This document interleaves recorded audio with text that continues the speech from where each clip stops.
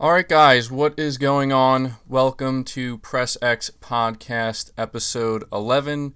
Hopefully there are no technical issues. I feel like I have to say that on a weekly basis. But today I think we have some pretty good topics to go over and talk about here. I think it's going to be a pretty good show. And so I want to, as I always do, start out by letting you guys know you are watching Resident Evil 3 Remake gameplay in the background. You're going to see a mixture of some story gameplay, and you're also going to see some of the Resident Evil Resistance multiplayer gameplay as well, which I'm a little bit addicted to. It's actually a really, really fun multiplayer game mode, but the story of Resident Evil 3 is actually pretty good too.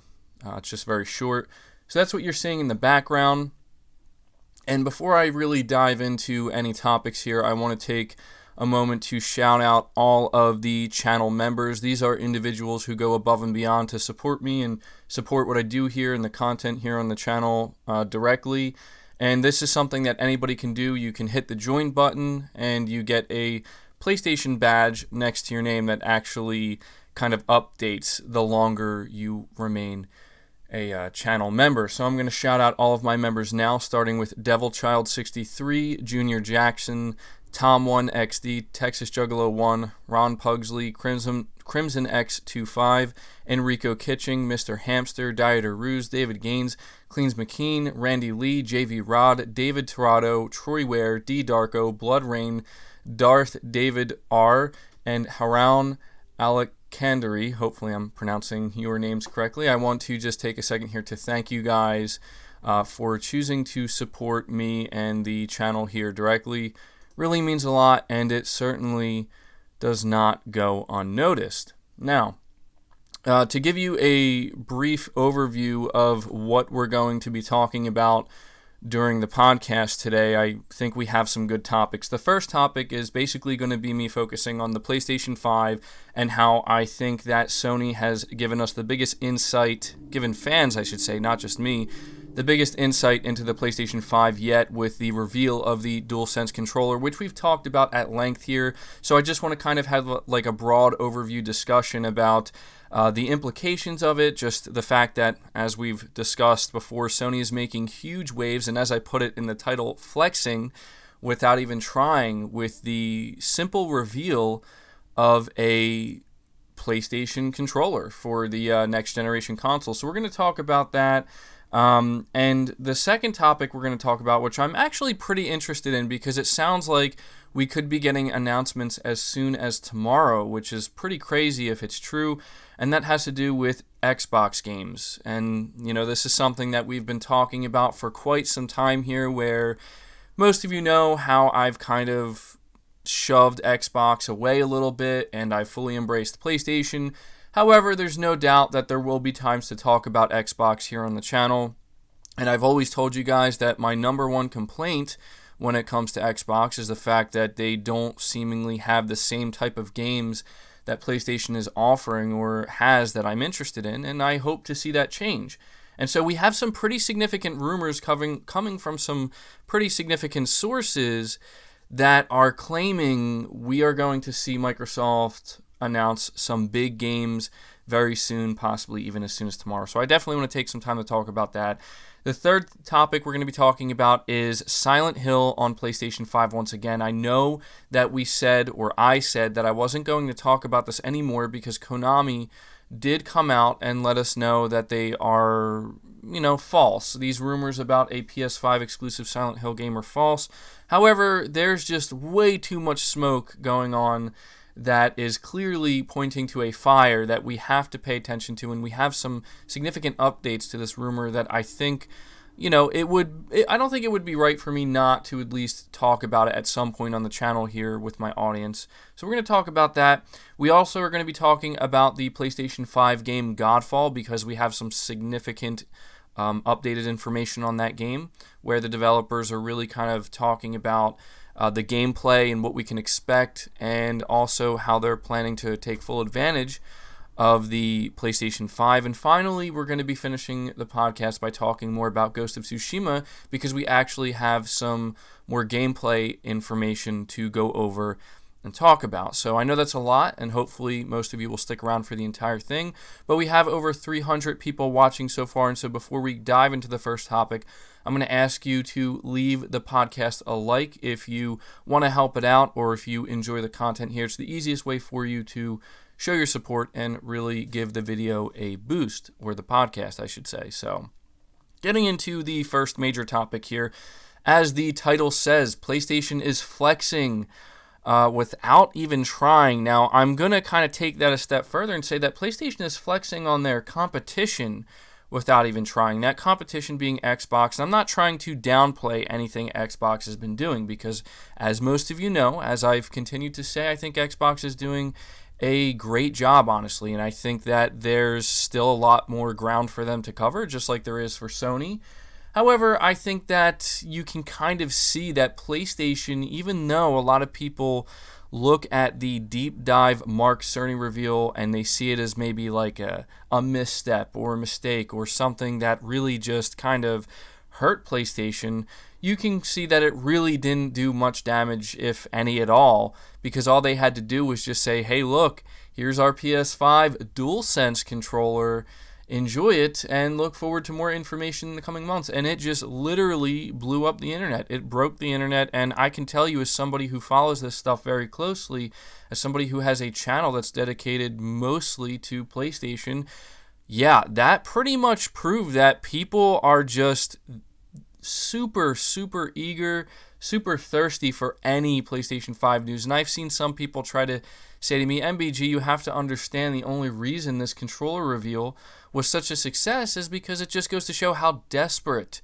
PlayStation fans currently are. But I wouldn't say it's desperation. I think it's just genuine excitement, and I think that, combined with the fact that what we're seeing with the DualSense controller is such a dramatic departure from what I think a lot of people were expecting, and certainly from what the DualShock 4 currently is. There's a lot of people who absolutely love the DualShock 4, and I have to admit that even I was really shocked at just how different the DualSense is in many different aspects from the DualShock 4. But what I've noticed is that generally people seem to really love the DualSense controller. A lot of people are genuinely very excited for it, and they like what Sony's doing. And I've tried to point out that one of the biggest things, and one of the biggest ways, honestly, that PlayStation is flexing on their competition with something as simple as a controller reveal, it's because they're showing that they're trying to really do things differently with the upcoming generation. Sony has went on record saying they believe in generations, and them choosing to kind of take this dramatic departure with the DualSense controller is visual proof of that, but also looking at all of the features that they're kind of cramming into this single controller and trying to innovate on the, and this is just my opinion here, I think the biggest takeaway from the DualSense controller reveal is the create button, and I'm very fascinated by this. I hope it's not just Sony kind of like renaming it, and like they're saying, oh, this is the create button, but it's really just the share button. It does the exact same things. Of course, it's going to do the exact same things that the share button does, but they really kind of put some emphasis on the fact that they believe the create button is an innovation, off of what the share button was. Because the share button in itself, when it was revealed alongside the DualShock 4, was hugely innovative. Like, that was something that was like, wow, okay, that is really forward thinking. And even today, you can see just how important it is to so many people, even content creators like myself, being able to just, capture screenshots and video clips and share them, just on the spot. And knowing that Sony is apparently trying to innovate on that, while their competition, again, with Xbox and the Xbox Series X controller, they came out and they're like, oh, look, we have a share button too. And this is where you just see Sony maybe actually one step ahead in these other areas where they're trying to innovate. They're not just trying to iterate, where they're like, oh, that's cool. We have something called a create button now, and it's going to do things differently than what the share button does. And I'm just really, personally, very fascinated with that. I'm really intrigued and want to know what exactly these innovations are going to be. And maybe that's just, maybe you guys can let me know in the chat. I don't know if that's just me, if it's because I'm a content creator and I'm excited, because of what I could do just from playing on the PlayStation with that create button.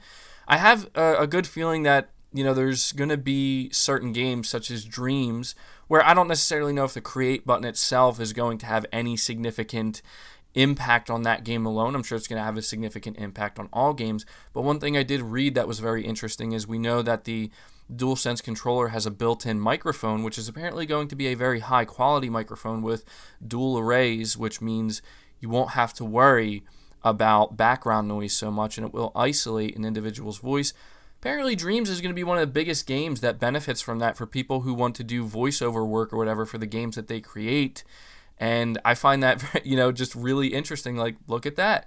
Just one way that Sony is finding ways to implement these features into their exclusive games. So we have Being Henry donating $1 here through Super Chat. Thank you for that, buddy. And, kind of continuing on here, it makes me really, really interested to see what other types of innovations Sony is planning to bring to the table when it comes to next generation, because all I know is that there is, at least in my opinion, a clear separating line between the approach that Microsoft and Sony are both taking going into next generation. And what I really take from it is that Microsoft really is kind of doubling down on the whole iterate, if it's not broken, don't fix it mentality, which I'm okay with that. Like, I don't have any problem with that mentality. Even if Sony decided to play it safe and just say, if it's not broke, don't fix it, and they revealed a DualShock 5 controller, which is just a slight iteration on what the DualShock 4 is, I'd still be okay with that. But seeing that, Sony is trying to do things differently and create a clear separation, not only from their competition, but this is where you can kind of see them competing with themselves, where they know that it's going to be very difficult for them to top the success that they've had with the PlayStation 4 so far. It's not that it can't be done, it's going to take a lot of work. And I think Sony maybe came to the conclusion that they're not going to be able to do that without some serious innovation, because if they don't innovate, they're just going to iterate, and they're going to iterate off of something that people are already very familiar with, very comfortable with, and there's a really good chance that maybe people are just going to feel like, oh, that's cool, but, I'm good where I'm at. To whereas what they're trying to do with, again, just looking at the DualSense controller and all those features that they're packing into it, they're really trying to create reasons for people to pay close attention to the next generation. To whereas I would argue maybe Microsoft isn't doing that so much. Again, I'm not taking anything away from them, but you look at the Xbox Series X, you look at it directly next to an Xbox One X, again, it's a clear iteration. You look at the Xbox Series X controller, again, nothing wrong with it, but it's a very clear iteration from what the Xbox One controller is. And a lot of people are okay with that. Again, there's nothing necessarily fundamentally wrong with it, but I do think it's going to create a separation, if it hasn't already, between the two companies and how they're approaching next generation. Mr. Hamster, once again, appreciate you showing up. You say, I found out a lot of Xbox fans came to your channel more often than I do. I think they secretly support you or something. And it's funny you mention that. I appreciate the super chat. It's funny you mention that because I do notice there are a significant amount of Xbox fans, which I certainly welcome on the channel. I love having, not conflicting, but opposing input from people. I'm always interested to see what people have to say who are kind of sitting on the other side of the fence. But I get what you're saying. There seems to be a lot of people who like to come here and try to troll me, and, that's fine. There are people who I don't think realize that if you're trying to do damage to MBG in any type of way or annoy MBG, interacting with any of my content in any way is kind of doing the opposite of that.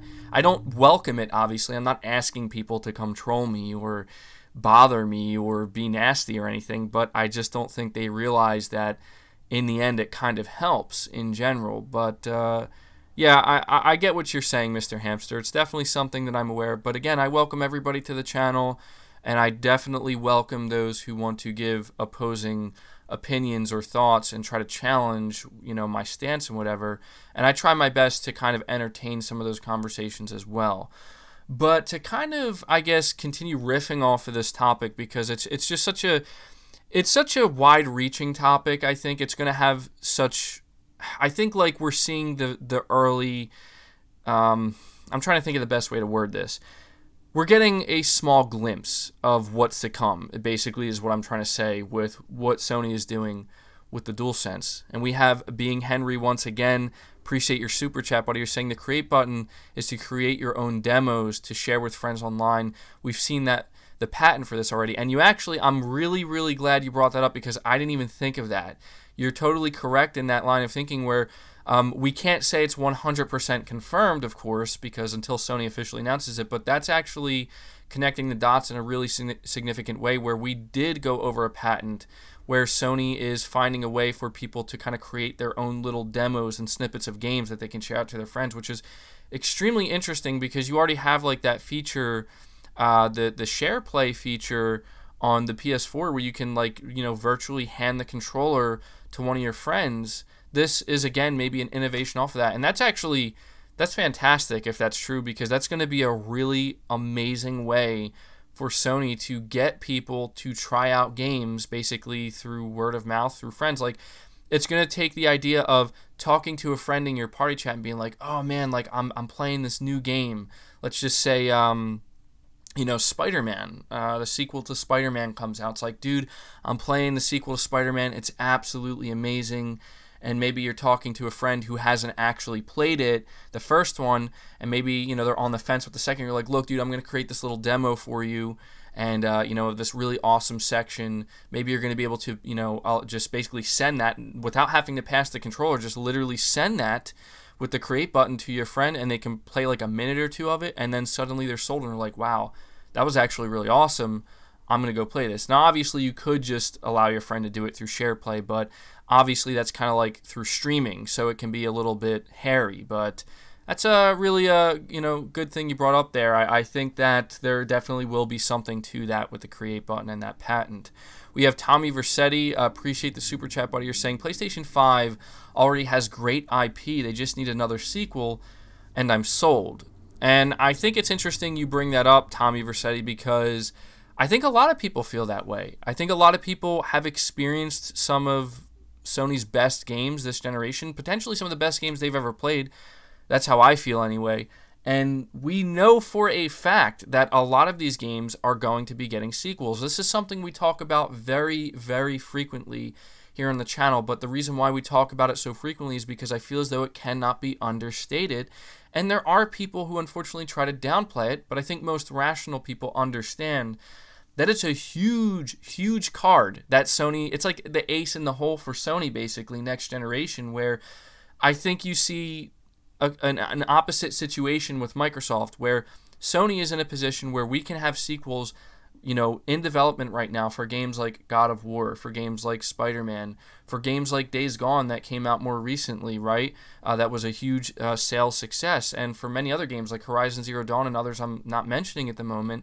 And we know that there's a lot of people who already played those games that are going to want to upgrade to the PS5 to play these games because they know what to expect. And that is, and I hate to sound kind of cliche here, greatness, because these games are great, and I think most people who played them can agree with that sentiment. To whereas you look at Microsoft and they haven't been so great this generation. I don't think there's any way around that. Even Xbox fans will tell you, like, yeah, Microsoft really kind of dropped the ball in the latter half or later half of this current generation with first-party games.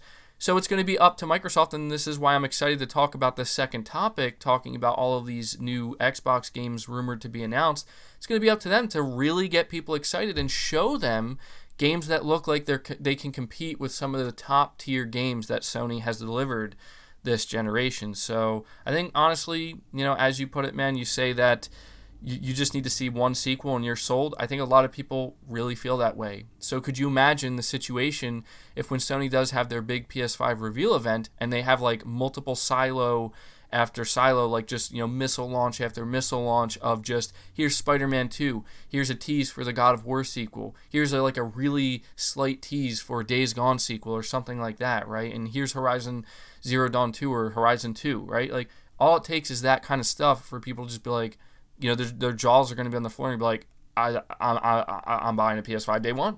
There's a lot of people who are going to feel that way once they see the reveal. This is why when we talk about the Mark Cerny deep dive, was it a hiccup? Was it a bump in the road? Potentially, yeah. I think it's just because a lot of people didn't fully understand, even me. There's still things I'm learning about that presentation. It was so technical. It was so clearly made for developers that there's a lot of things I'm still trying to wrap my head around and understand, such as the geometry engine, which we talked about yesterday, where it is different from VRS, which I'm realizing now, but it basically can't exist without VRS kind of being baked in fundamentally. But Sony's calling it the geometry engine, which I've seen some people describing it as a VRS on steroids, right? Where it's going to do some really great things. And, it's going to be so interesting to see how Sony markets all of this. I think, as I've continued to say on the channel here, it's going to be a situation, the proof will be in the pudding. And people are just going to people are right now just eager to see that pudding and, get a little taste of it themselves and figure out if it's the real deal here. We have Ronald Arthur. You're saying, MBG, do you think the next remake will be Resident Evil Code Veronica X? I think it makes sense if Capcom is going to remake another Resident Evil game. I think it only makes sense that they follow Resident Evil 3 up with Code Veronica X. I've seen some people saying Resident Evil 4. I think a Resident Evil 4 remake is basically guaranteed, but I think Capcom wants to be further removed from it, so that way they can kind of do more with it, if that makes sense. But I also think that they would want to take their good old time with that, because a lot of people hold Resident Evil 4 very, very high, myself included, and you don't want to see anything being potentially ruined. And I think a safer bet would be Code Veronica X, because it still, not only is it the next in line, but it shares that same formula that it, was shared between Resident Evil 2 and 3. So I think that would make sense, and I hope we do see that. I meant to put this as one of the topics for the podcast. Maybe I'll talk about it at the end if I have time, and if I don't forget, maybe I'll just talk about it now. Resident Evil 8 is apparently being rumored by the same person who is talking about Silent Hill for PS5 and who has kind of continued to, perpetuate these rumors of Silent Hill for PS5. And he's saying that Resident Evil 8 started out as Resident Evil Revelations 3, but playtesters liked it so much that Capcom said, we're going to give you an extra year of development, and we're going to convert it into Resident Evil 8, and it will be first person, and it's going to be apparently a big departure from what we're used to in Resident Evil, but it's going to be very, very scary, very much a horror game. And I'm excited for that. I think that Capcom can kind of go ping pong back and forth between remakes as well as kind of doing things differently with the mainline games. I think that would be totally cool. But kind of getting back to what we were originally talking about here, actually first we have True Witty. I appreciate all the super chats, guys. True Witty, you're saying, I want Siphon Filter and Resistance 2. And Siphon Filter, if we were to get anything with that, it would come from Bend Studio. Unfortunately, I don't think it's likely. It might be. I just think it's much more likely we see a sequel from Sony Bend to Days Gone or something along those lines, because Days Gone was a huge success, even though Sony hasn't really talked about it for some reason. I think Sony really only brags about their sales if their sales really hit a major milestone, like it either gets close to breaking a record or it does break a record. And that's not to say that Days Gone didn't do well, because for a new IP from a studio that has kind of not really proven themselves in the AAA space in many, many years, I think it sold 2-3 million copies, roughly somewhere around there. That's just a pure guesstimate on my end based off of everything I know. And that's a huge success for Days Gone. And you're talking about Resistance. I think there's a chance we could see something like a Resistance collection from Insomniac Games. I think there's potential for that, but it has yet to be seen, so we're going to have to wait to find out if that actually happens. But kind of getting back here to the original topic at hand, as I've been saying, Sony is proving that the excitement levels for the PlayStation 5 are still as high as ever. They're not going down at all, and I don't think they're going to go down. And as I've said as well, there is still plenty of time and plenty of room left for Sony to make some type of critical mistake if they are going to end up making a mistake. However, I don't think it's likely they're going to. I think, they are being quiet for a reason. Obviously, I think right now they're just trying to prove that they're not trying to prove, they did prove it in 2019, but they're continuing to prove that they don't have to have a big spectacle event for every single announcement. They don't have to have a big event just to reveal the controller, because they know that a reveal of the controller itself will make pretty much just the same amount of waves if they do have an event. But just imagine for a second, you see just how big the waves can get with something as simple or as small as a controller reveal, with something as simple as a Wired article, with something like last year in 2019, them just announcing the release date with a new trailer for Death Stranding. You see how big the waves can get with these low-key reveals and announcements. Just imagine what it's going to be like when they announce a date for an official reveal. Now, it probably won't be a public event. It will probably still be a streamed event, but they will treat it like it is a big event reveal, right? That where they're going to have just a massive blowout of information. Imagine what that will be like. Something tells me it would be like a tsunami of PlayStation excitement and news and information. And, we're all in the middle of a terrible situation right now, and I think everybody's just trying to make the best of it. And I think that in a way it does kind of help that Sony has been so quiet and they've been choosing to trickle out information like this, because right now I can tell you, like in April and maybe even May, I don't know if those are the right times, or if it is the right time for Sony to basically be like, hey guys, we're going to have this massive event, tune in, because there's just so many other things going on in the world right now that are distracting. The Last of Us Part 2 just got delayed. Everything's kind of up in the air, unfortunately, and I think that Sony's just trying to make sure that whenever they do have the event, although you could argue that maybe everybody being kind of quarantined inside of their homes would make it even better for Sony to kind of have the event now, but I think you guys understand what I'm saying. It's just hard to feel like insanely excited about video games sometimes during the, given the current situation with the world, where it's like, well, reality just kind of continually creeps in and pokes you in the shoulder and is like, hey, don't forget I'm here to ruin your life potentially if you're not careful. So yeah, I don't mean to get all negative here, but we just have to understand that right now for both Sony and Microsoft and pretty much everybody else, it's a wait and see situation, and we're all hoping for the best. And hopefully come June, I'm thinking that if we're gonna get that big PlayStation 5 blowout event, I think it's gonna be in June. I think that makes the most sense. But when you think about that, we also have Ghost of Tsushima coming in June. You certainly do not want to see Sony kind of stepping on their own toes there. And if Sony's going to have a big blowout event in June, you have to imagine, are they going to talk about The Last of Us 2? There's a lot we still don't know, and frankly, I think Sony's still trying to figure it out because there's just so many different variables at play, and anything they do is risky. But, I think they're hoping, just like we're hoping, it's a good risk to take and it will pay off. Also, you're going to see this gameplay clip coming up where I try to stab this zombie with a knife after shooting it in the head 3 times and it still doesn't die. What is up with that? Like, how many times do you have to stab a zombie in the freaking brain in this game before it's actually dead?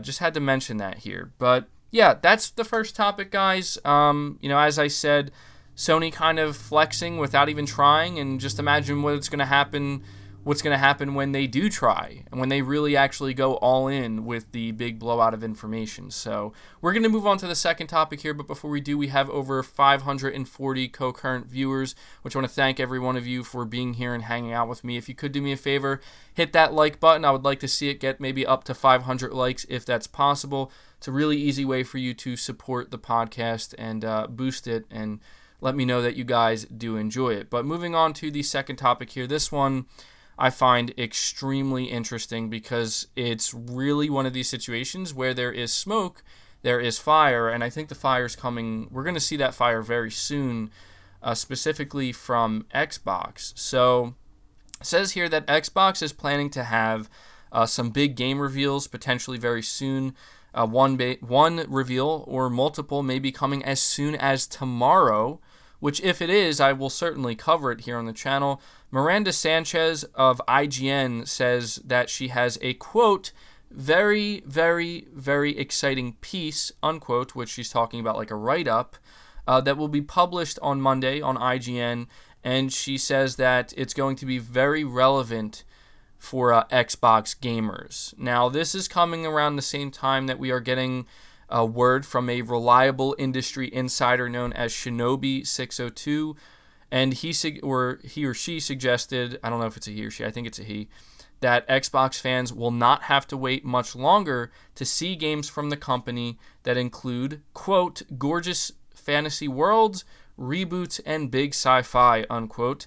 And it seems like we could be potentially seeing Playground Games announce their second title, which is long rumored to be a Fable reboot. But we also talk about, well, I guess that could count for both, right? Like fantasy and reboots. But there's also people thinking about Perfect Dark. Some people thinking we might see the Initiative's game revealed soon. So yeah, we have Spider-Man here. You'd say I'd laugh so hard if the Initiative was working on a realistic Banjo Kazooie that is revealed tomorrow. Realistic. Oh, that sounds kind of disturbing if you think about it. Like, I feel like that's one of those titles where you don't want to see a realistic reboot of Banjo. I mean, that would be kind of disturbing. However, I will say, Spider-Man, a lot of people have been crying out for quite some time now for some type of either reboot or remaster, remake, something with Banjo. So we'll see. I mean, maybe that could be part of the reboots. It's hard to say, but I appreciate your super chat, buddy. But, talking here about the big game reveals, I have to say that I think it's kind of obvious at this point that Microsoft, they have big game reveals hidden behind the curtain. I think the big question is not even when they're going to be revealed, because we know they're going to be revealed soon. I mean, this is basically just saying that what's going to be really soon, like maybe even tomorrow or throughout the week, but my big question is going to be this, basically. Will they land? Like, will these game announcements land the way that I'm hoping they will? And honestly, the way that a lot of big Xbox fans who've been saying for a long time now that this is, Microsoft's time, will they land on their feet? And will they stick that landing? And I'm hoping they do. I have a tremendous amount of confidence in specifically Playground Games, because I'm a pretty big fan of the Forza Horizon titles, and I think they do an absolutely fantastic job. They have proven that they are competent developers in the racing genre, and they've create some of the best racing games. They create amazing open worlds. They are, however, not proven in any other genre.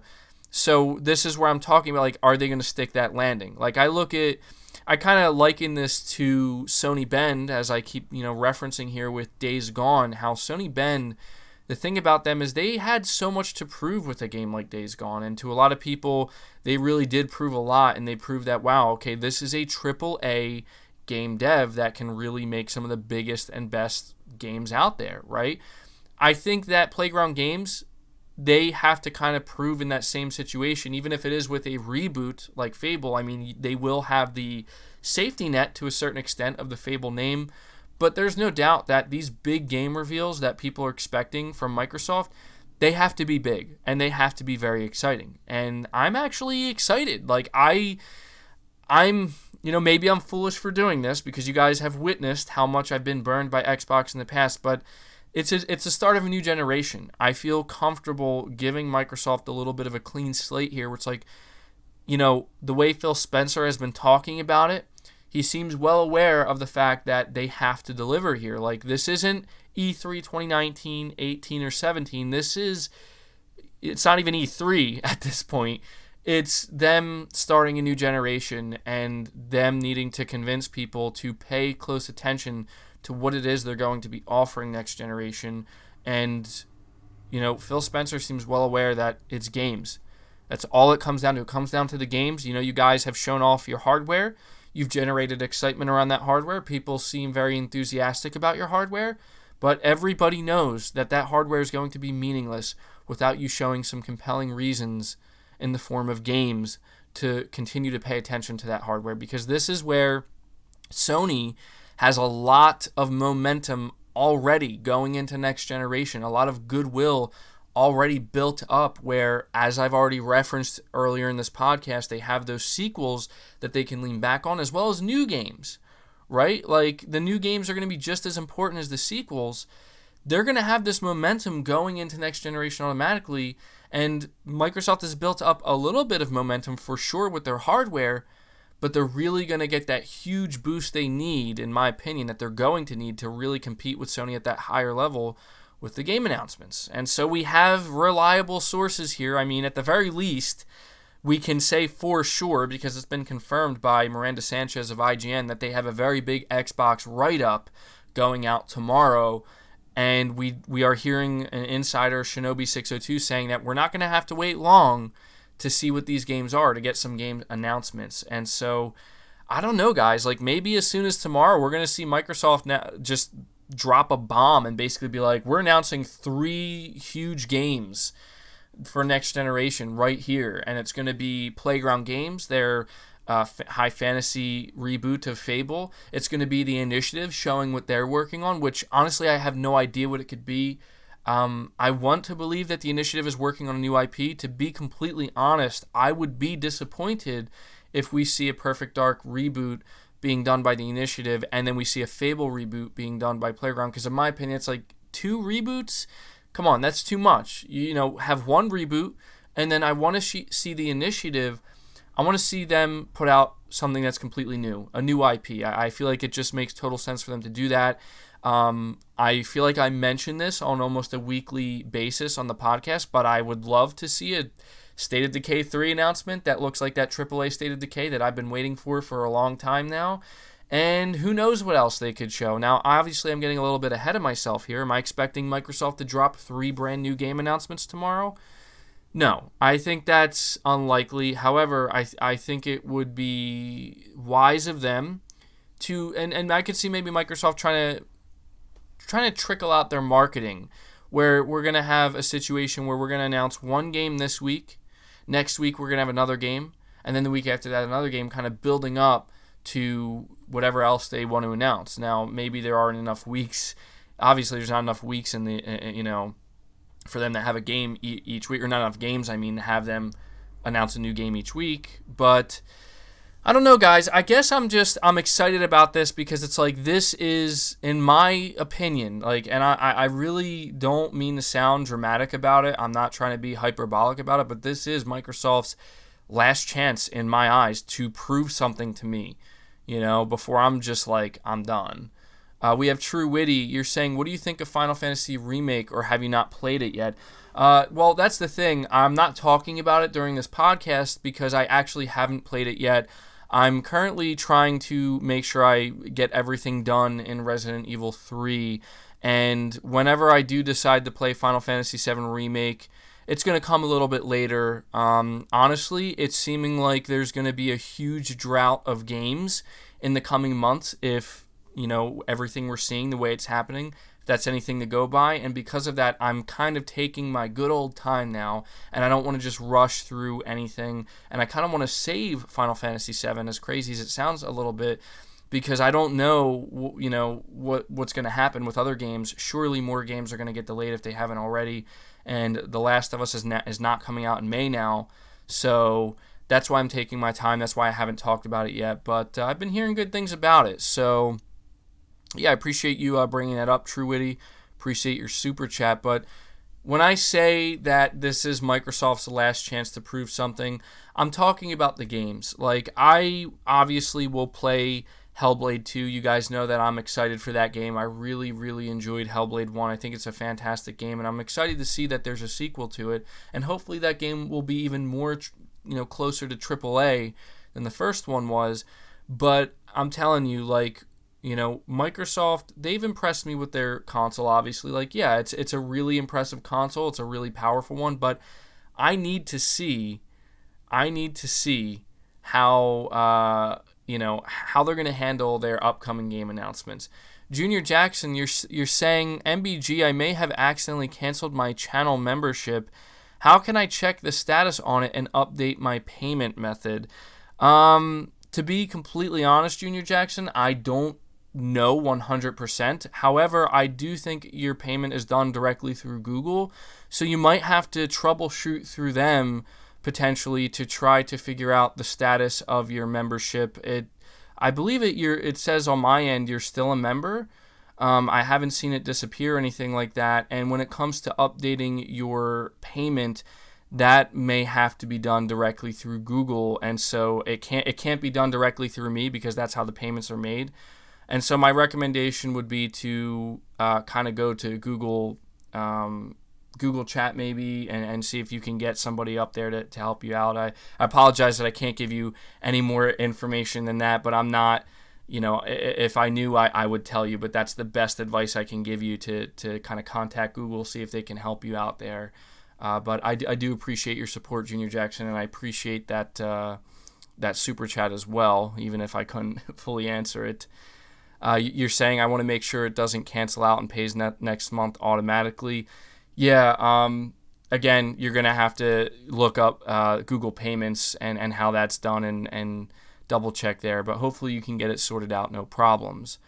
But to finish up, I see Dieter Ruse, you're saying Junior Jackson on YouTube's website, check under purchases, menu options. So there you go. I appreciate you chiming in there.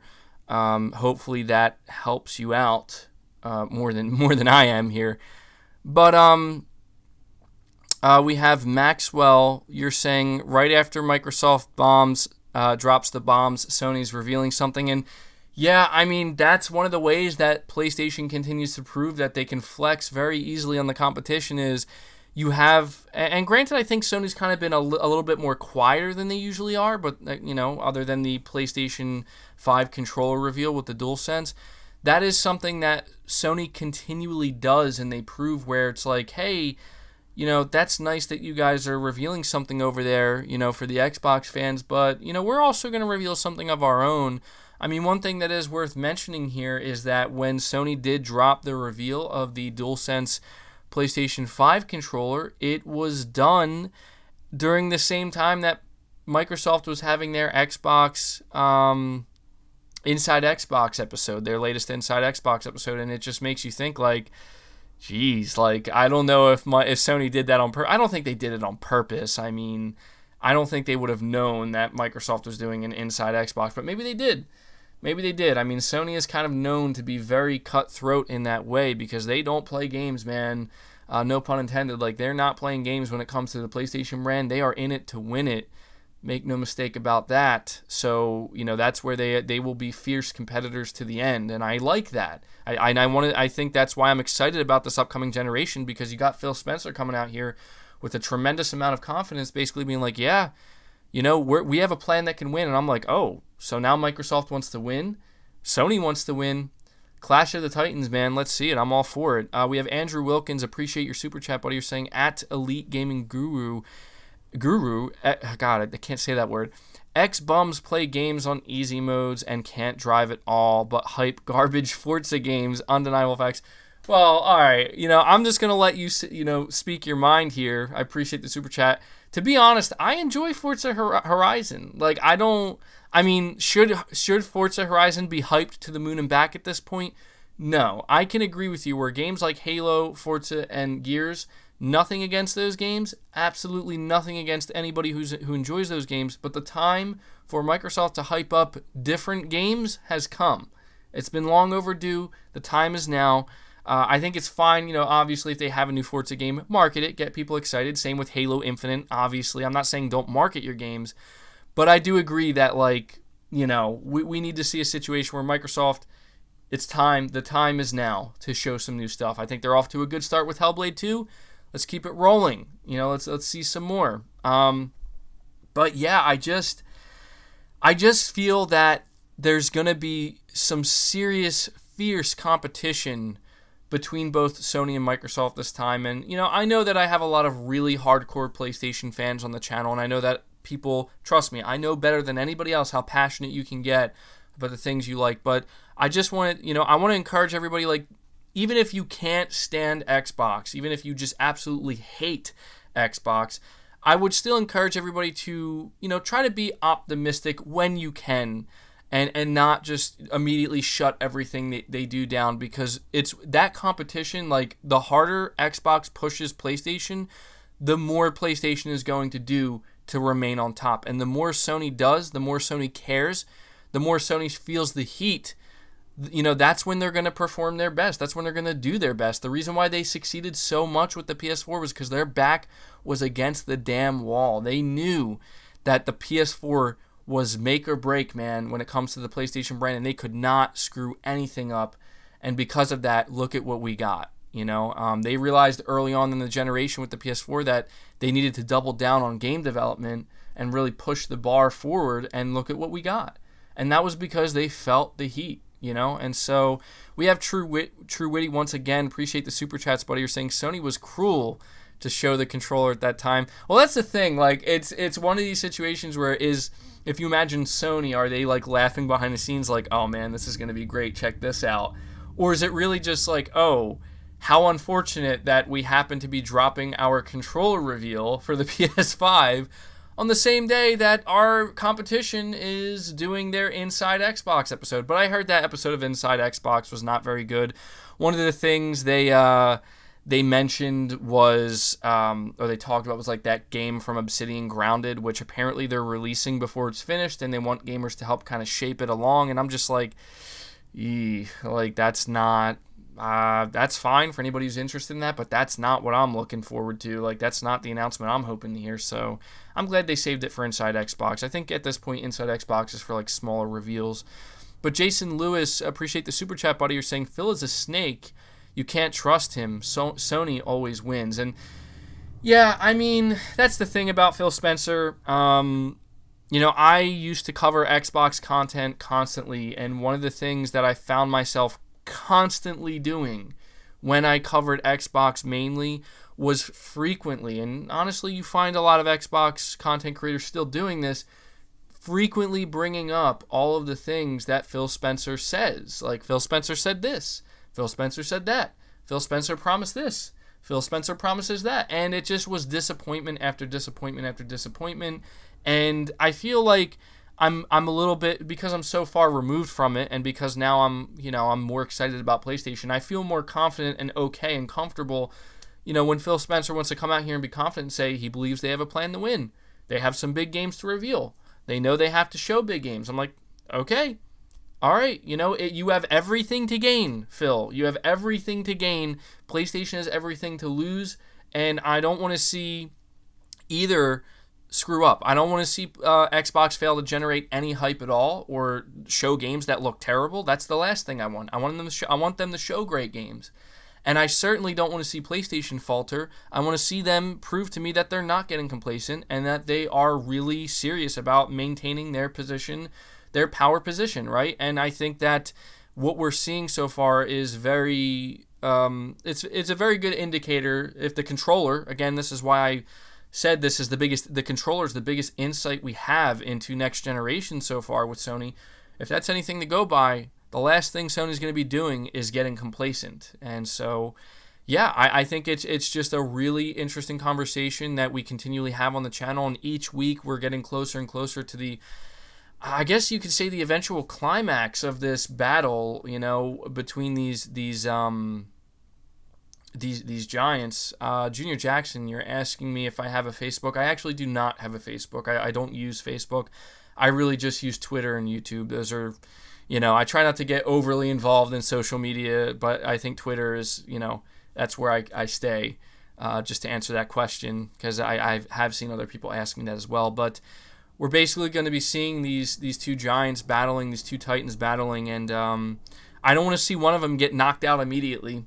I don't want to, because that's not fun to watch. I want to see a fight, and I want to see each giant, to continue on this with this metaphor, each titan land some blows. But I just have this feeling that no matter how many blows to Sony Microsoft can land, they will not be able to topple them over.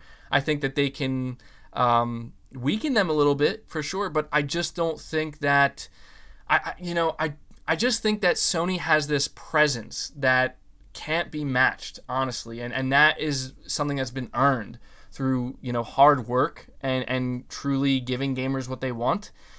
And I'm not saying that Microsoft can't earn that.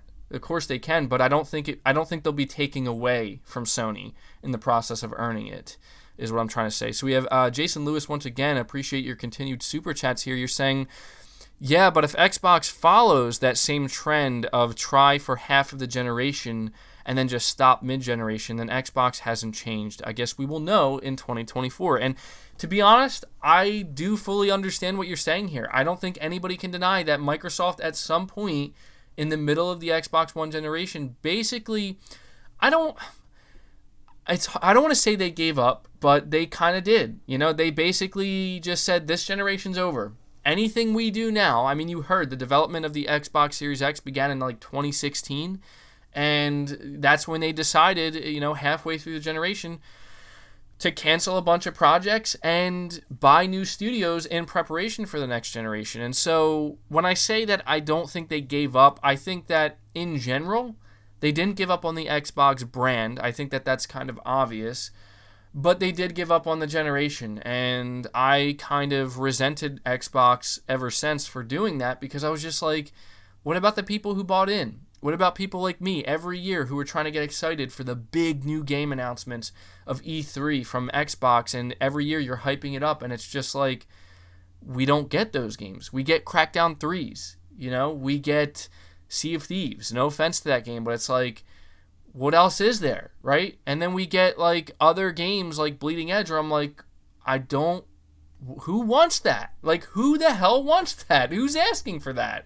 Nobody is. And so, I want to believe that Microsoft really pulled it together and they're like, look, we know that we gave up halfway through the generation, but the reason we did that was to be fully prepared for next generation, because we're going to need to be. Because I'll tell you right now, Phil, I know you're not listening to this, but I'm going to talk as if you are, and I'm sure you are. I'm giving you the benefit of the doubt. I'm believing, maybe in a time when I shouldn't, there's no way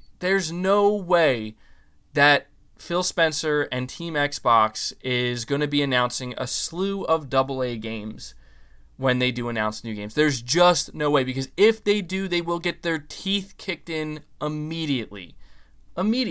That's nothing against AA games. AA games can be absolutely fantastic. But as I continue to say, and I don't know how many times I can really I'm going to just continue to put emphasis on it until I see it. The time has already passed for you to show the big new AAA games. But if you want to tell me, if Xbox wants to tell me, listen, MBG, we haven't shown off the big AAA games yet because we were saving them to announce them now at the start of a new generation, fine. I'll be skeptical, but I'll say fine. And I'll say, you know what? I'll be a little bit excited, and I want to give you the benefit of the doubt, but I better not see anything like Crackdown 3 or Bleeding Edge or, these other games like Grounded. I better not see anything like that being announced as your big next generation games. I better see more Hellblade 2s. I better see more. I just want to see new stuff. I don't want to see Halo. I don't want to see Forza. I don't want to see. Well, maybe Forza I want to see. I would like to see Forza Horizon 5, but I don't want to see the big emphasis, put on the same three games. I don't want to see that over-reliance. And I want to take a second to say we have 666 people watching right now, which is a good sign? No, definitely not a good sign. A bad sign on Easter Sunday. Luckily that number has changed, but I would just want to use it as an opportunity. We have over 670 people now watching.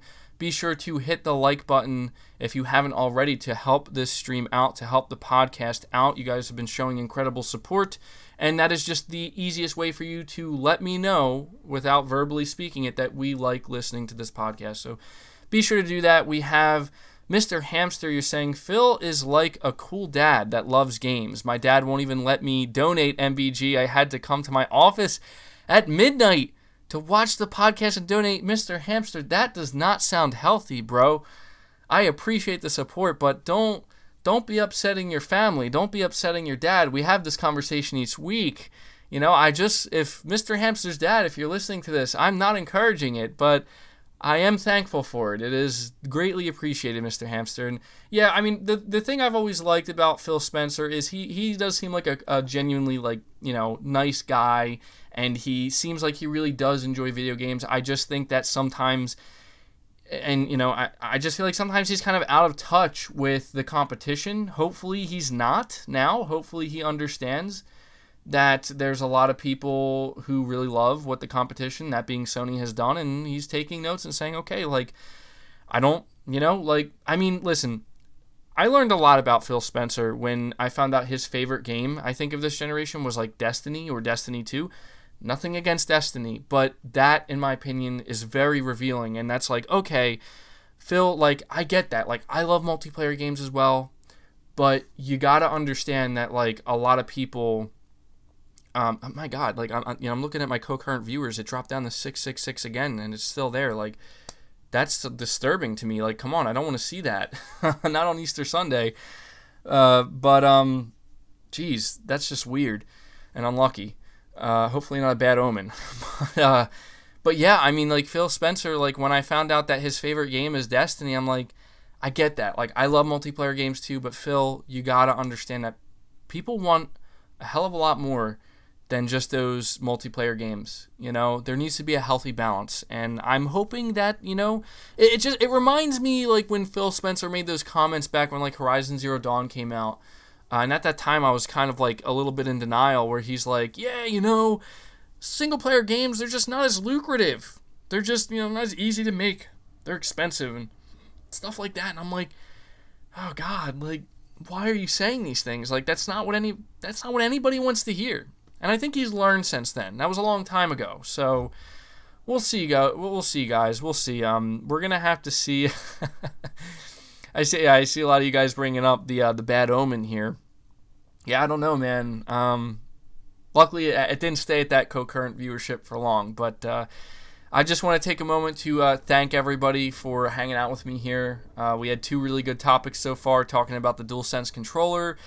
Talking about the rumors that apparently as soon as tomorrow we're going to see some big Xbox games revealed, and to that I say, bring it on. I would, listen, there's a lot of hardcore Xbox fans that come to my channel anytime I have, and this is what's bizarre to me, like, when I say good things about Xbox, they still hate me. Like, they still tell me, like, we don't want you back. You're not allowed back. Like, guys, like, I'm going to talk about the games that I want to talk about, whether they come from Xbox or anywhere else, okay? And so if Xbox shows some great games and I'm excited about them, I'm going to talk about them. Like, they're not going to take over my channel where suddenly I'm an Xbox channel again. Like, no, I feel like I can have a mixture of both. There's no doubt that, like, the majority of what I care about right now is PlayStation.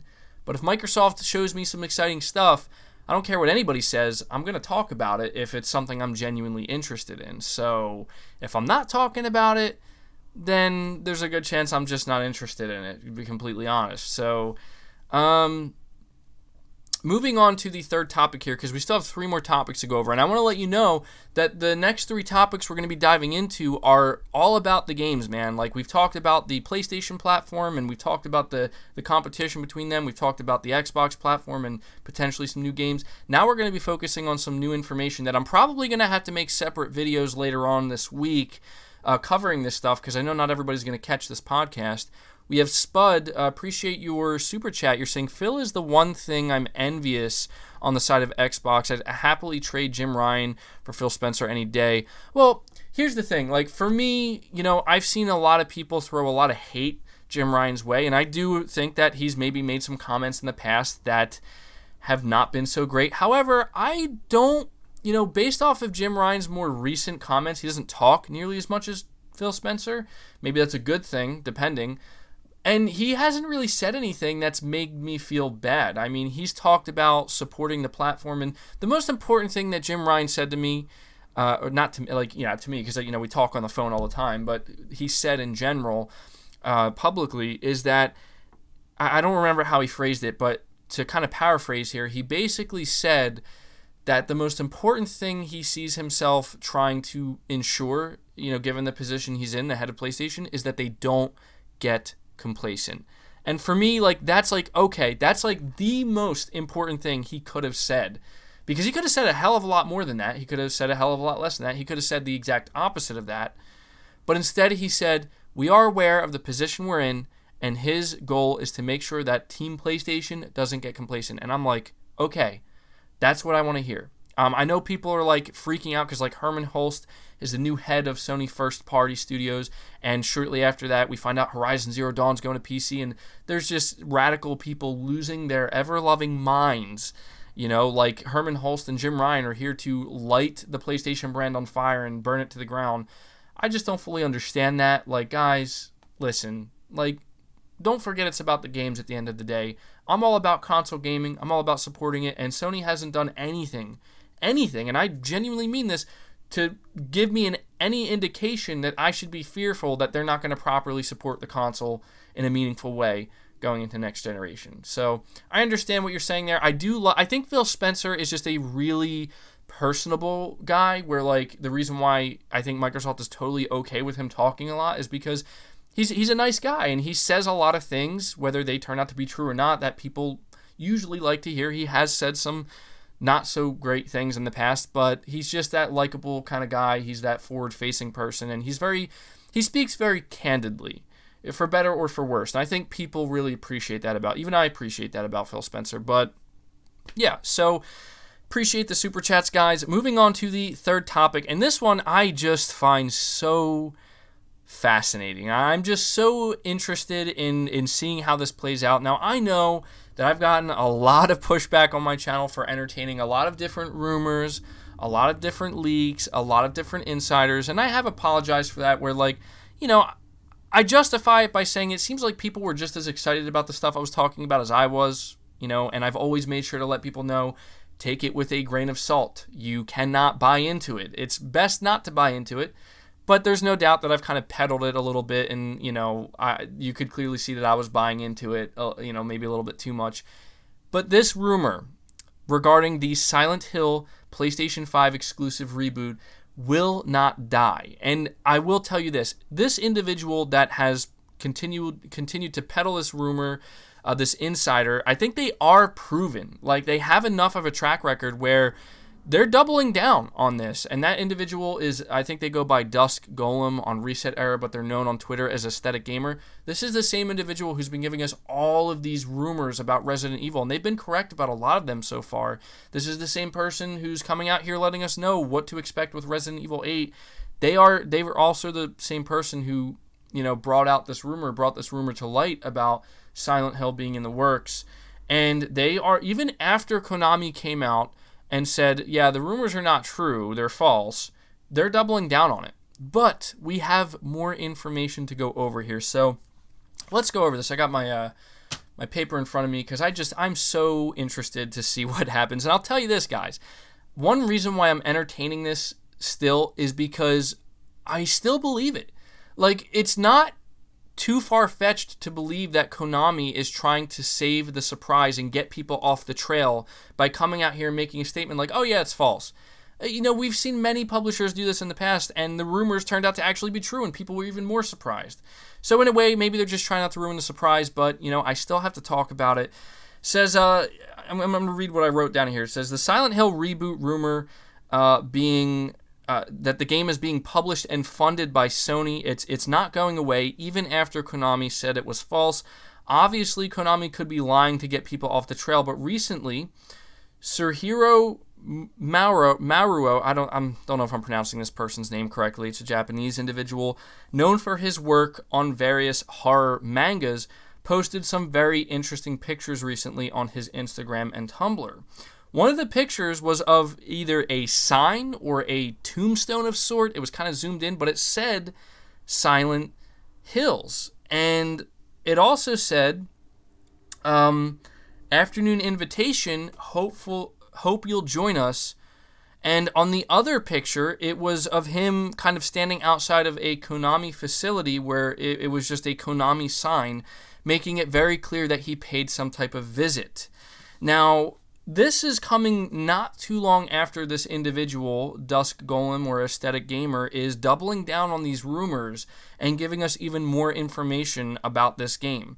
So to further the rumors, the same person who has been leaking all of this information, and they happen to be the same person, as I've said, that is leaking the Resident Evil info, and they have a proven track record, is now claiming that the Silent Hill reboot has been in the works for over 18 months. He goes on to say that Konami was looking for a partner, and Toyama, he is the individual who it was like the originator of Silent Hill. He's like the original creator. Apparently, Toyama wanted to return to horror once again. Sony is apparently footing the bill and believes that the Silent Hill name alone, will ensure its success, and Konami will be getting a cut of the profits. Apparently, the reboot, and this is why I'm talking about this, according to this person, the reboot will be announced this year, most likely alongside the big PS5 reveal. And finally, he goes on to say that Kojima was in fact made an offer to return to working on Silent Hill to some capacity, but Kojima ended up declining that offer in favor of something else, which they didn't go into detail as to what it is that Kojima decided to do instead. So we're going to have to wait to see about that. But I just find this so incredibly interesting because I believe it. I believe it. If this individual is really, this person, they've been correct about enough stuff that if they're willing to put their name on the line like this, to where, if they're incorrect, they will, be sacrificed here. They're willing to sacrifice their name potentially. I believe that this is true and that it makes sense. I think that it's certainly possible that Sony maybe tried to get Kojima involved because of their close working relationship with Death Stranding, and Kojima maybe was considering it, but was like, look, I've been down that road before, and I'm not going to walk that path again. I'm going to go do something else in my own thing. But the fact that there's all of these different signs and these different hints that continually show up, kind of hinting that this thing is really happening, I don't know, man. I would absolutely love to see a Silent Hill reboot of some sort, and the fact that it could be a PlayStation 5 exclusive, that would be a huge, huge win for Sony, in my opinion. And it makes sense that they would listen. It makes sense that maybe Konami would want to come out here and deny the rumors. Them even acknowledging them in general is giving them a sense of credibility here and plausibility. And I see people saying, oh, but Konami said it wasn't true. Listen, Konami doesn't have to tell the truth. Listen, I'm going to put it to you this way. If you're a big video game publisher like Konami, and you're trying to get something, worked up with one of the biggest game publishers in the industry, Sony, right? And maybe Konami realized working with Sony would be a really smart thing as well because of the love that people have for Sony as a publisher. And they realize that, they have a valuable IP that they can do something with. Do you want that ruined? Do you want that spoiled? Especially when you start to see that the rumors are gaining as much traction as they are? No, you don't.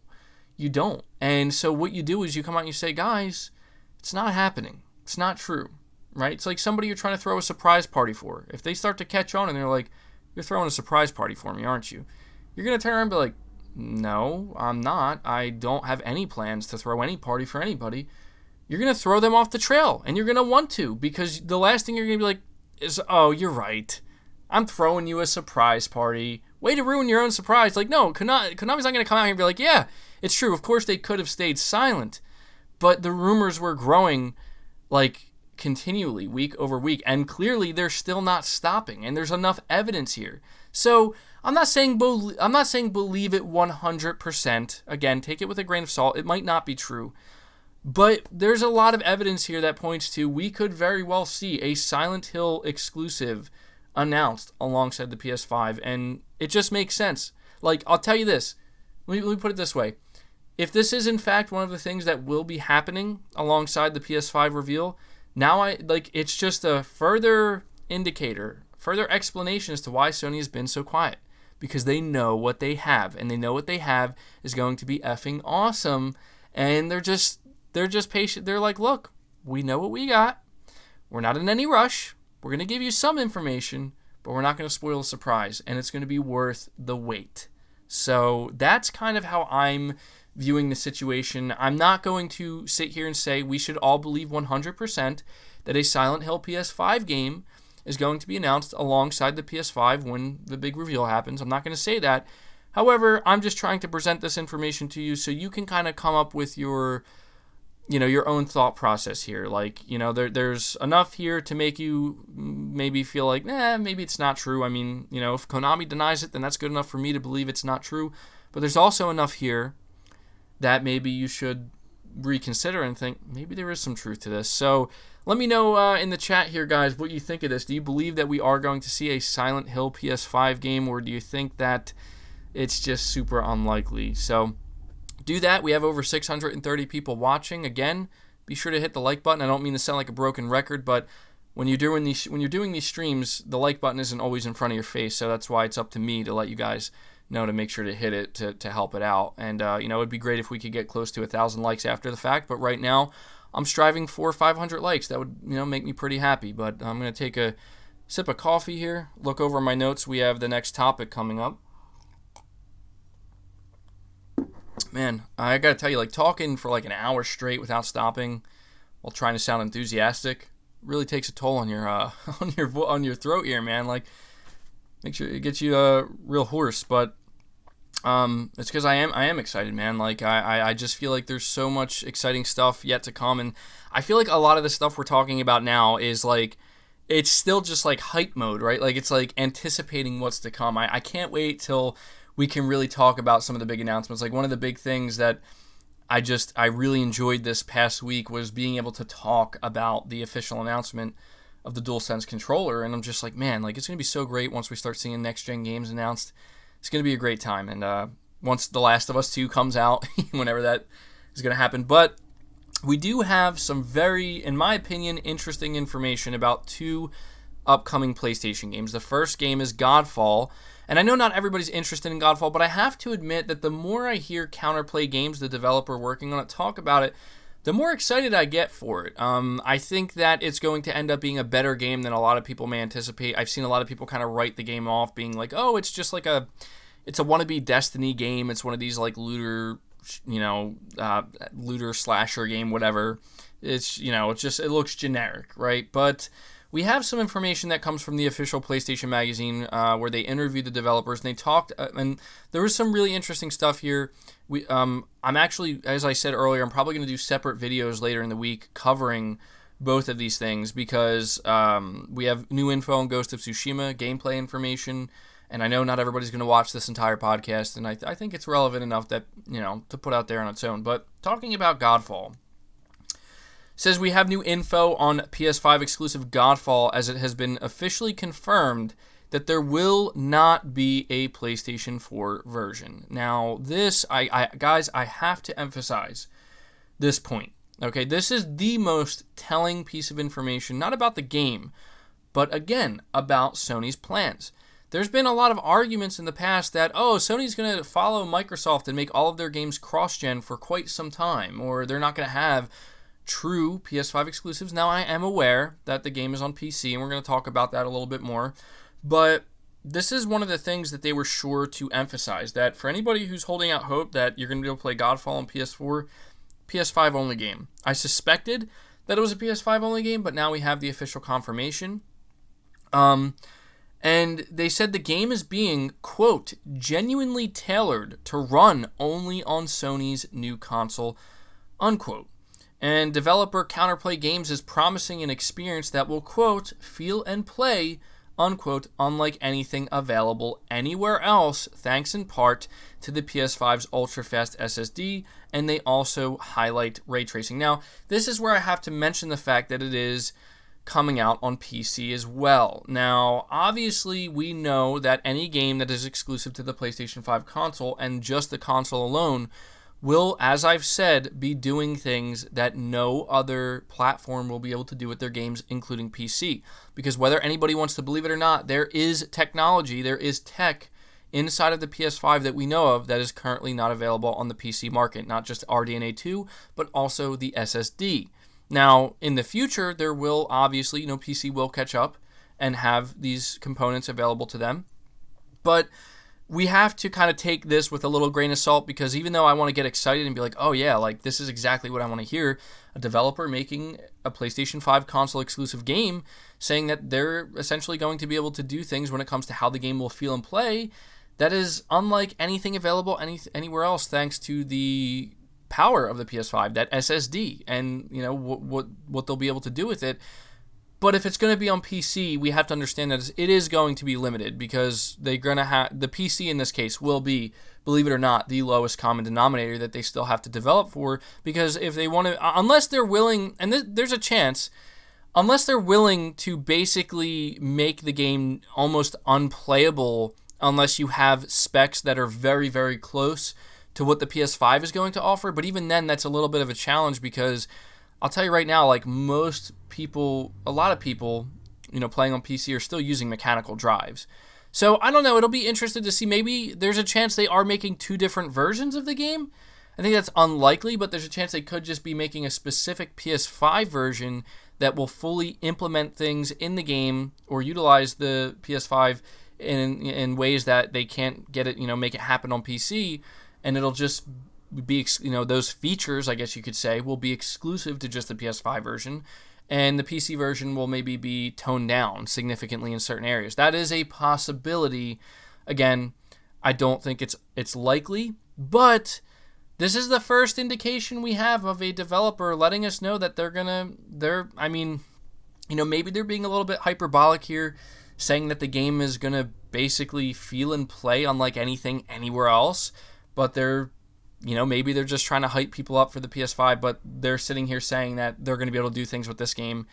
It's going to make it feel very, very unique, and that's thanks to the PS5 hardware. So that gets me excited. I'm not going to lie. Like I'm interested in Godfall, and some of the things I'm going to talk about here, some of the other pieces of information we got about it, also makes me extremely interested in it. The developer also revealed that Godfall is heavily inspired by fantasy novel The Stormlight Archive. I never heard of that. I'm just mentioning that. Maybe some of you guys in the chat have heard of it. But they go on to say that the gameplay structure, and this is the stuff that really gets me excited, will best resemble Monster Hunter Worlds and Dark Souls. There will be a drop-in and drop-out co-op system, and you'll be able to choose a class based on the type of armor, and the armor in this game is being called Valor Plates, you select. There will be plenty of room for personalization, and you will be rewarded for, and I like this as well, for playing aggressively. So there's 2 things specifically here that I really, really like what I'm hearing. I like the fact that they're saying the combat will be similar to Dark Souls, and we're going to elaborate on that in a minute. And they're saying that in order to be really successful, or if you want to be rewarded heavily in combat, you need to play aggressively. That sounds like Bloodborne to me. Now, I'm not saying Godfall is like Bloodborne. I'm just saying that, like, the melee combat, like, this game, in my opinion, is going to live or die by how it feels. They're calling it, like, a looter slasher. So, I'm liking what I'm seeing. I'm really liking what I'm hearing. So I'm going to be interested to see what the gameplay ends up looking like. We have James C. here. Appreciate the super chat, buddy. You're saying, what about Sony Santa Monica's new space IP? Well, for those who are not aware, Sony Santa Monica is rumored to be working not only on, obviously, a God of War follow-up or sequel to God of War 2018, but the rumor is that they are also working on a new IP that's very space-themed. It's sci-fi, and that is the game that's currently being directed by Cory Barlog, not the sequel to God of War. Now, this is unconfirmed, but it's been hinted at by Cory Barlog himself at one point, and to be honest, I don't have any update on that. I don't have anything new. If I did, I would have made a video on it. However, I will say that I think it's likely that that is actually what's going on. I do think it's likely. I could be completely wrong, but it wouldn't surprise me. Cory Barlog, he made it clear that, like, he likes to do new stuff, and I think that he's kind of earned a spot within Sony where if he says to Sony, I want to work on a new IP, I do. Sony's going to be like, okay, we trust you, just like Naughty Dog, right? Just like Neil Druckmann. Like, if Neil Druckmann says, after The Last of Us 2's done, I want to work on a new IP, they're going to be like, go ahead, green light, go. We don't even need to know what it is. Well, I mean, they need to know what it is, but you know what I mean? Like, they have that trust because they're proven. And that's, they're trusting enough to give them that creative freedom. I think there's a chance it's going to happen. I don't want to say I believe it 100%, but I wouldn't be surprised at all if that's actually what's currently going on. So I appreciate that super chat, buddy, and an interesting question there. But getting back to more information about Godfall, I wrote down some bullet points here. The developer said that in Godfall there will be 5 different elemental realms: earth, air, water, spirit, and fire. So that's interesting. I'm assuming that within each realm there's going to be enemies that kind of have certain traits that are akin to the element, the realm of the realm you're in. And this is the part I really like. They said that the heavy Dark Souls influence will be found in the combat and the use of countering heavy strikes, countering and heavy strikes. So that's what I really like. I've always loved Dark Souls. I think Dark Souls and the Souls games in general have some of the best combat mechanics ever, and the fact that they're, saying that that's where you can see that biggest Dark Souls influences in the combat, I'm happy about that because I love Dark Souls combat, so that just gets me more excited about the game. They're saying that in order to deal maximum damage to enemies, timing will be key, so that's going to be a huge factor, how you time your attacks. And finally, it says, for those interested in the loot aspect of the game, Counterplay points out that they have some former Destiny 2 developers working on the game. So they really kind of highlighted the fact that they have former Destiny 2 developers working on the co-op aspect of the game as well as the loot aspect, which is awesome. I have to imagine Phil Spencer, after hearing that, might be a little bit jealous, and he might end up playing. Playing it on PC or maybe even buying a PS5 to play Godfall, because Phil Spencer's favorite game is Destiny 2. So, yeah, I'm really liking, honestly, what I'm hearing about Godfall. I know that people are a little bit down on it because they feel as though it looks generic, and I can admit that there are a lot of things here that don't... It's not run-of-the-mill what you would expect as a Sony exclusive or a PlayStation exclusive game, but I also kind of like that. Again, it kind of shows Sony's willing to do some different things. A lot of people have been saying for quite some time that they would like to see a little bit more of a bigger emphasis on some different types of multiplayer games and co-op games coming from Sony, and so I think this is Sony making an effort to make that happen. So Godfall is definitely a game that I'm going to be covering on the channel. I just don't know how hyped my audience is for it. It's hard to gauge that sometimes because even though it's a PlayStation game, it's not a surefire win. Like, I only really want to take time on the channel to cover games, not only that I'm interested in, but I want to make sure my audience is interested in it as well. So I think that my audience at this point is kind of waiting, just like I am, to see full-blown gameplay sections to decide how hyped they are or are not for this game. So I see somebody bringing up Elden Ring. Elden Ring is a game that I'm also extremely excited about. I think it's safe to say at this point it is a cross-gen game, so it will release on next-gen consoles as well. Who knows, maybe they even made it a next-gen only game, but I'm excited for that. I can't wait to hear more about Elden Ring. I don't know why From Software's been so insanely quiet about it, but I'm sure we will find out eventually. Now, we are going to move on to the final topic here, that being new gameplay information on Ghost of Tsushima. Now, Ghost of Tsushima is a game that I am extremely excited for. It's a game that I honestly can't wait to play because I'm like a huge fan of Sucker Punch after playing Infamous Second Son. I platinumed the game, I streamed myself on the channel playing it, I reviewed it, and when I talked about Sucker Punch, I said that after playing Infamous Second Son, they are on the verge of true, like, next level greatness. And I think that that's like a theme that you see a lot with Sony Studios, where, like, they're talented and the games they put out are great. And some people love Infamous. Like, there's a lot of people who already believe that the Infamous games are like, although I've seen a lot of people tell me they're like, MBG, Infamous Second Son is not anywhere near the best Infamous game. Infamous, like, 1 and 2 are, and I haven't played them, so I can't speak to that. But I really did enjoy Infamous Second Son, and it was a great AAA game that I enjoyed. But, like, I just felt like it was just so close. It was on the cusp of being, like, that next level game. When you think about Sony's exclusives like Horizon, when you think about, like, games like Bloodborne, The Last of Us, Spider-Man, Days Gone, these types of games. And I look closely at Ghost of Tsushima, and I really feel that, yes, like, this is the game. This is the game that's going to elevate Sucker Punch as a studio to being on that exact same level that Sony Santa Monica's on. Like, Sony Santa Monica was already looked at as, like, a top-tier level studio, just like Naughty Dog was with the Uncharted games. But it's like, they just get better and better and better, and there's just this level of prestige that surrounds these studios. And when I think of Ghost of Tsushima, I'm like, this is that moment for them. This is that God of War 2018 moment for Sucker Punch. This is that Last of Us moment for Sucker Punch. And I can't even say it's a Days Gone moment, because I think Sony Bend, like, they're prestigious. I don't think they're a prestigious studio. I think they're a great, like, a high quality studio, but I think they could reach that with their next game, Days Gone 2, potentially, really become that, like, next level prestigious studio.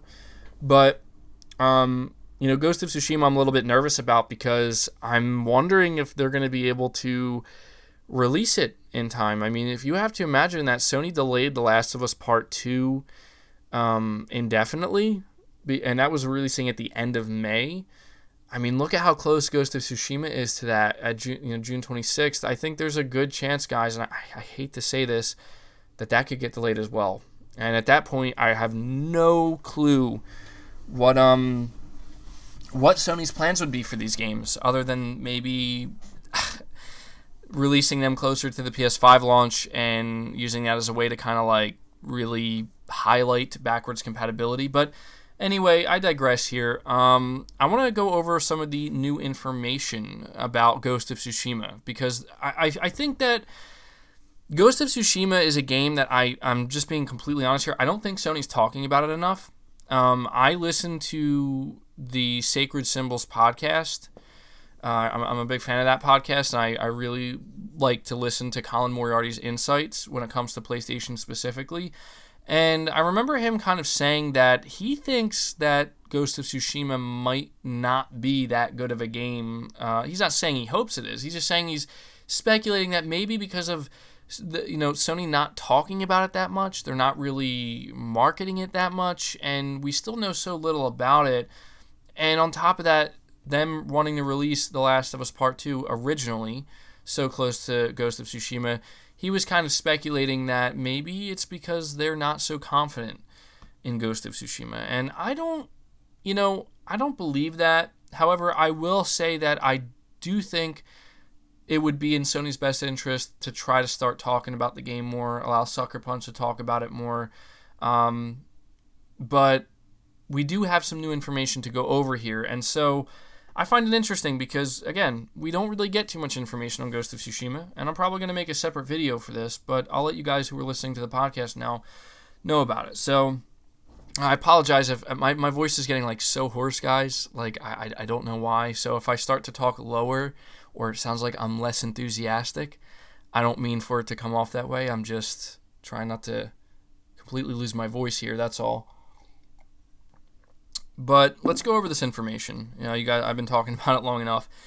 It says Ghost of Tsushima will not have a traditional karma system like previous games created by Sucker Punch, but how players deal with situations in the game will still have a big impact. Specifically, it will determine your strengths and how, like, your strengths with your allies and how closely your bond is, your strengths and bonds. So it says here, just as the way the world unfolds depends on what you want to do, so does the story. To a point.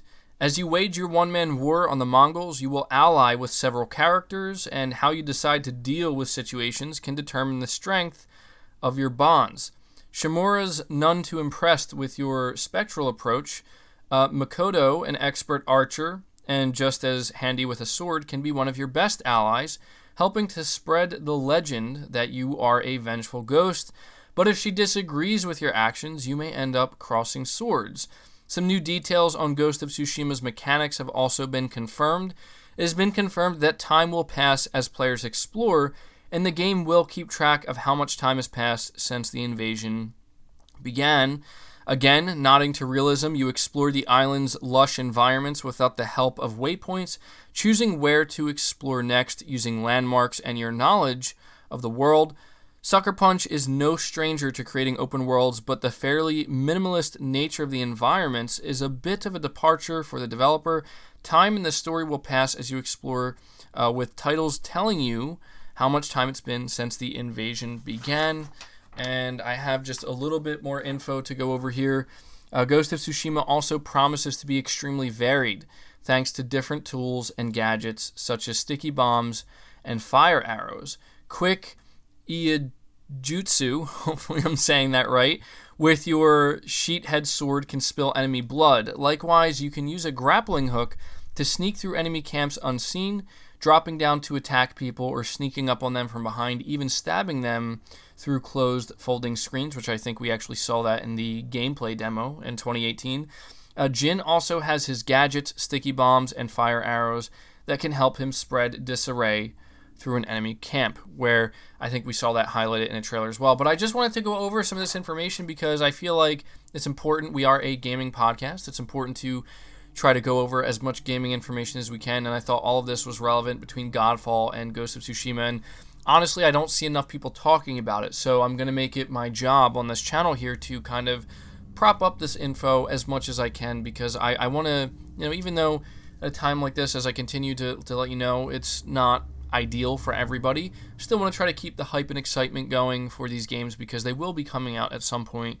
And at a time when Sony's being quiet, I will try to fill in those gaps the best I can. And I think all of this information, I think from Godfall as well as Ghost of Tsushima, all came courtesy of the official PlayStation magazine, which actually, I believe that the official Xbox magazine, it was recently announced that they're officially shutting down and that they're all kind of under the same umbrella, and the official PlayStation magazine is the last one standing. So I think I've actually decided to subscribe to them because they seem to have some really good information, and I guess I'm not being paid by them to say this or anything. Maybe consider it if you're a big PlayStation fan, because they seem to do really good work there. And so there you go. Those are all the topics I have for this episode of the podcast. And so what I want to do now, as I usually do with all of my podcasts, I want to take just a couple minutes here to hang out with the chat, kind of acknowledge what some of you guys are saying, because I don't want people to think that the only way they can talk to me is through Super Chat. I mean, if you want to donate and help me out here, that's obviously welcome, but I want to try to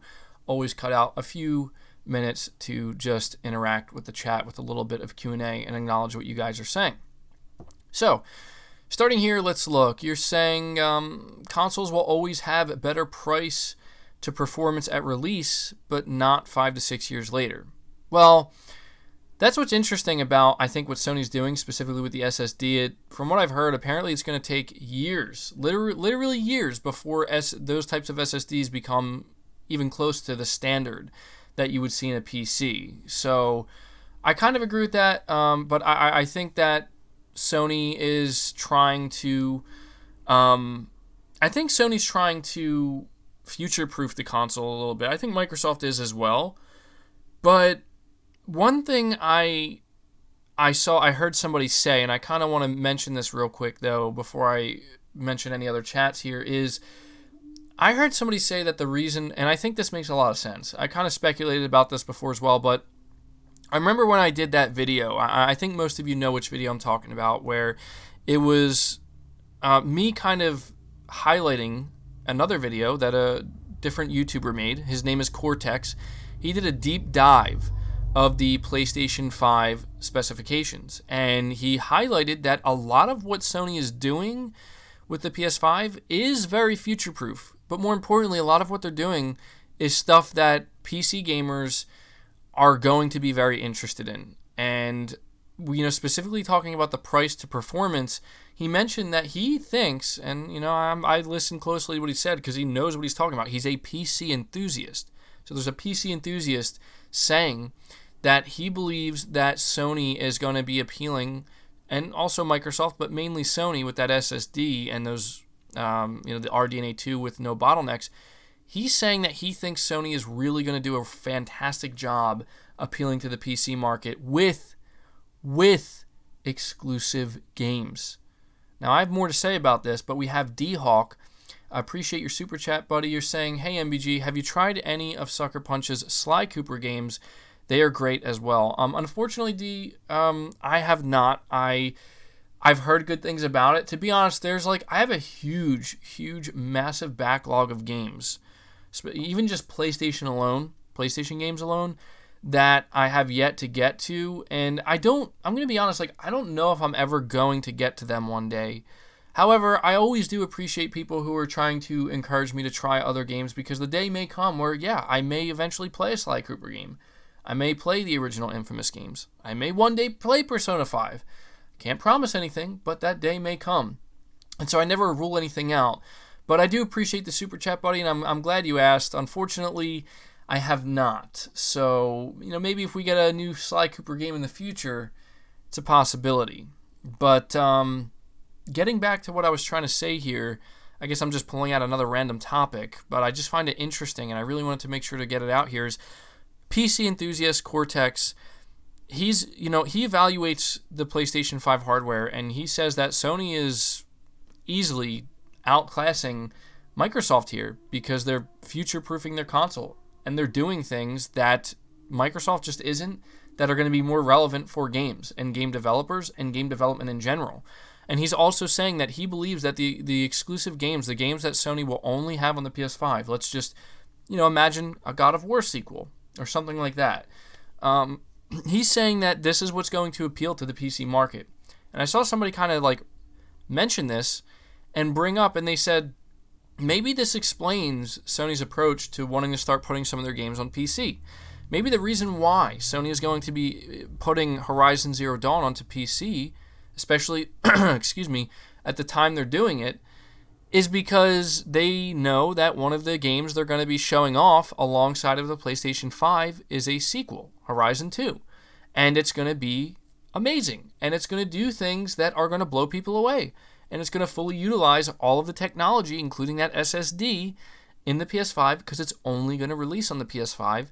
And they're going to highlight the things it does utilizing that SSD. And they're going to highlight the fact, again, this is where you talk about Sony's marketing, they're going to highlight the fact that these things cannot be done anywhere else because the PS5 is using SSD tech that is literally not available anywhere else. And they're putting out Horizon Zero Dawn on PC because it's like they're going to allow PC gamers who have been stubborn and didn't buy a PlayStation to now have access to it. So maybe there's going to be a certain percentage of those PC gamers who are like, oh, okay, well, I don't have to buy a PS4 to play it. I'll play it on my PC. They play it, they love it, and they're impressed by it. And they're like, wow, this is fantastic. And then, hold on, guys. Oh, okay, all right.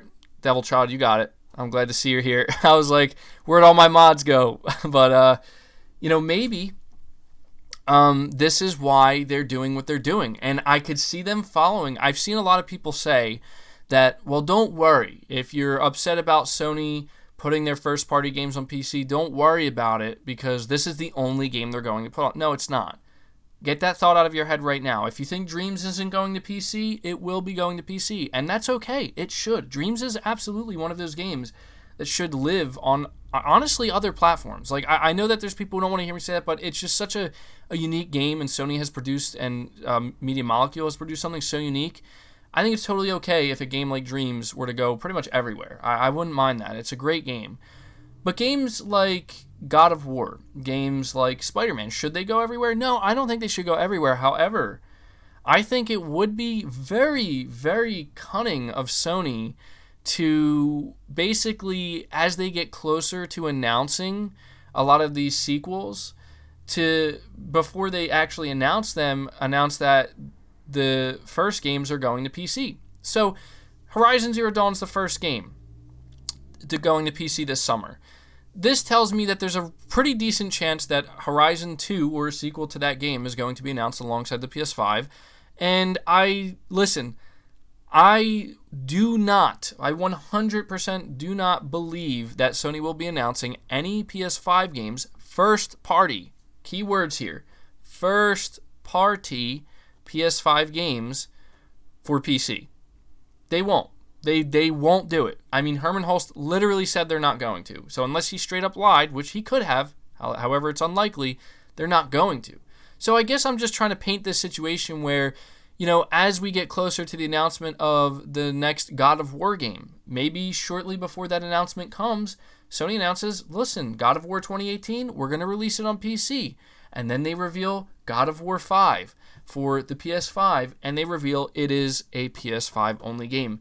You then potentially just got a subsection of PC gamers who didn't buy a PS4, who've always been interested in the game, but now they're going to play it because it's available on their platform, and then maybe they like it so much they're like, oh, damn, I really want to play the sequel to this game, and they're not putting it on PC. That combined, here you go, here's the checkmate, that combined with the fact that the PS5 hardware is potentially going to be more appealing than the current PC hardware they're using. Suddenly, you just convinced a PC gamer to buy your next-gen console and buy an exclusive game for that console. Now, I know that there's a lot of people who maybe think that that's just like taking it too far, but I'm just saying, man, like, if you think about that strategy, like, that's a really, really good strategy that Sony could utilize. And I could be wrong, but, you know, Herman Hulst, in my opinion, kind of made it clear that this is, in fact, their strategy. I mean, I think they're going to allow other certain games to live on PC as well, maybe like multiplayer-centric games. So obviously, what they're doing with Godfall, it's a second-party game. They're not. I don't think they're publishing it though. That's almost like a third-party game that they worked out a deal with, because Sony isn't even publishing it. And you know, that's a game that's going to be. They're like, oh well, we want to make it. We'll make it exclusive to PS5, but if you want to do this third-party deal, we want to put it on PC. And Sony's just like, that's fine, you know. But that's just my I see somebody saying don't be delusional, MBG. I don't think anything I'm saying is delusional. I think it could be untrue. I think I'm doing a lot of speculating, but I certainly wouldn't qualify it as delusional thinking, honestly. So yeah, I just kind of wanted to riff on that because it was something that had come to mind recently, and I meant to talk about it in one of my videos, but I forgot to. So, you know, what better time than during my podcast. But I'm going to come back to the chat here for a little bit.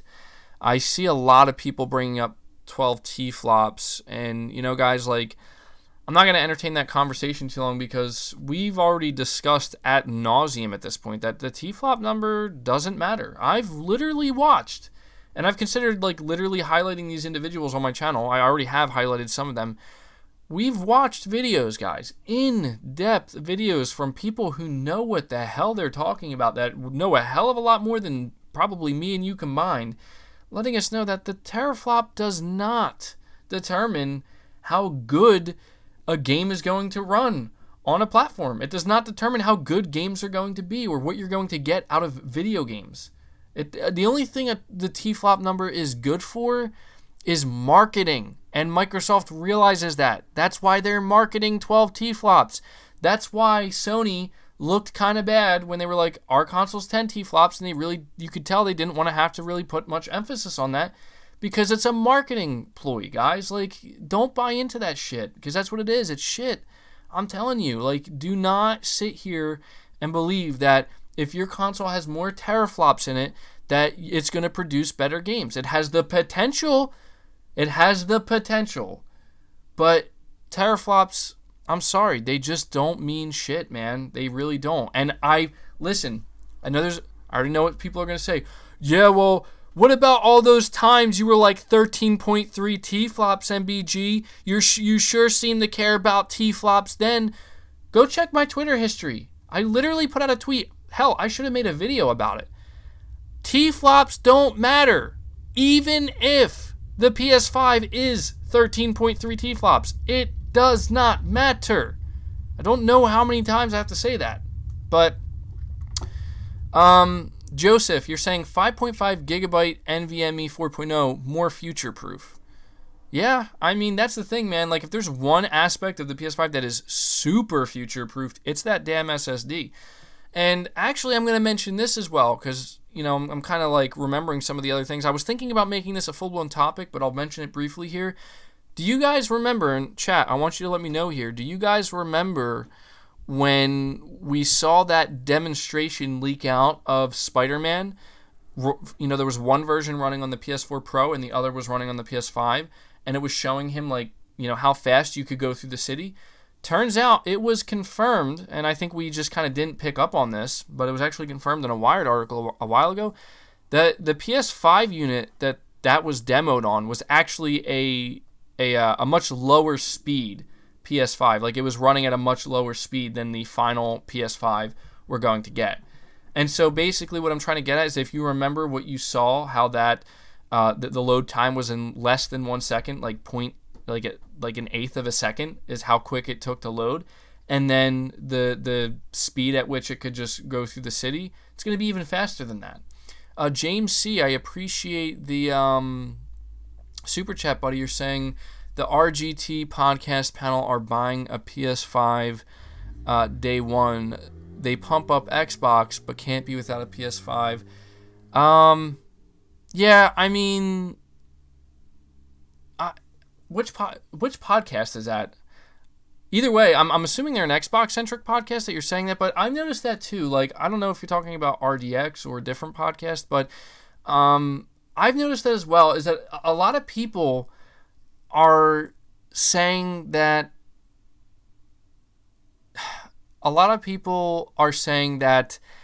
the Xbox Series X is going to be so much better, but a lot of these same people are also saying, but I'm buying both. Like, I'm not buying both. Like, I don't need, and they do this as a way of, like, if you know, like, a lot of people say this because they're trying to validate themselves, or not validate, they're trying to obscure a very obvious picture that they painted. Like, listen, I don't get mad if somebody looks at me and says, you're just a PlayStation fanboy. Fine. I'm a PlayStation fanboy, but you know what? I'm okay with that. This PlayStation has some fucking awesome games, man. Like, and it's as simple as that. I used to be an Xbox fanboy until I realized they don't have the games I want to play. And, I think that there's a fundamental difference. Like, I'll tell you this. Do you know why these people are going to buy PS5s? They'll tell you, oh, it's because I'm a gamer. I want to play all games. That's fine. I would hope so. I'm the same way. If Xbox shows me a game that I want to play, you damn well bet your ass I'm going to play it. Whether that's on my Xbox One X or my PC, or maybe even one day I'll buy a Series X. But I'm not going to sit here and try to make it sound like, oh, I'm a real gamer because I'm buying both. Like, no, I'm not rich. I'm just going to buy the one I want most day one, and that is hands down the PS5. Hands down. And not only that, but Microsoft ensured that when they said all of their games for the next 2 years will be cross-gen. As an Xbox One X owner, I can rest assured that if I want to play any of their games, I will be able to, thanks to the investment I made in the Xbox One X a while ago. So I'm sure Microsoft doesn't care. I mean, they'll just be happy if I buy their games, but they got to show me the games that I want to play, man. And that's what they're going to have to do. But I'll tell you right now, like, I'm getting the PS5 day one, and I really don't know if I'm getting a Series X, because if I do, it'll really be because, honestly, I would rather buy a Series X if I wanted to. Let's just say like a State of Decay 3 AAA game gets announced. I'll probably buy a Series X for that because I'm not going to game on PC. It's just not my thing. And I would probably want to play the best version I could of that game. And unless it's, if it's not playable on PS5, fine. I'll probably do it then. But I'll tell you, man, like, even then, like, the game I would have to see a clear difference between playing it on my One X and a Series X. Because if I don't see that big difference, I might just stick with the One X, And I'm just tired of these people. And as I was trying to say, the point I was trying to make, you know why these people are saying that they're going to have both day one, even the hardest of hardcore Xbox fans? Well, they'll say, oh, it's because if they have great games, I'm a gamer. That's fine. I hope you are a gamer, considering how much you talk about games, right? But it's because they know that the chances of most of these games being like actual PS5, like exclusive to the console, very high. And Sony knows that as well. Sony knows that. So, Microsoft, they don't care, but Carlos Crespin, appreciate your super chat. You're saying the doom and gloom tactics against the PS5 fail. And Carlos, I have to agree. People get, like, listen, there's a subsection of hardcore Xbox fans that hate me. They literally make fun of me. And that's fine. But I'm not, that's not going to change how I feel about the gaming landscape. And how I feel, I'm not trying to press it upon anybody else. I'm not saying, well, if you don't feel the way I feel about video games, then you're not a real gamer. Like, no. And I've even went as far as to say that I think Xbox fans have a hell of a lot more to be excited about than they've had in a long time.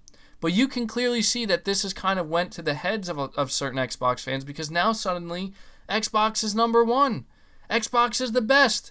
In their eyes, Xbox has always been the best, even when games like Crackdown 3 were coming out, But for somebody like me, like, it's not.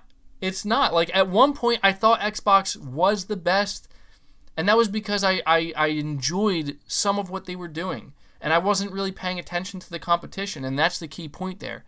I wasn't paying attention to the competition. And the second I decided to pay attention to the competition, it all became clear.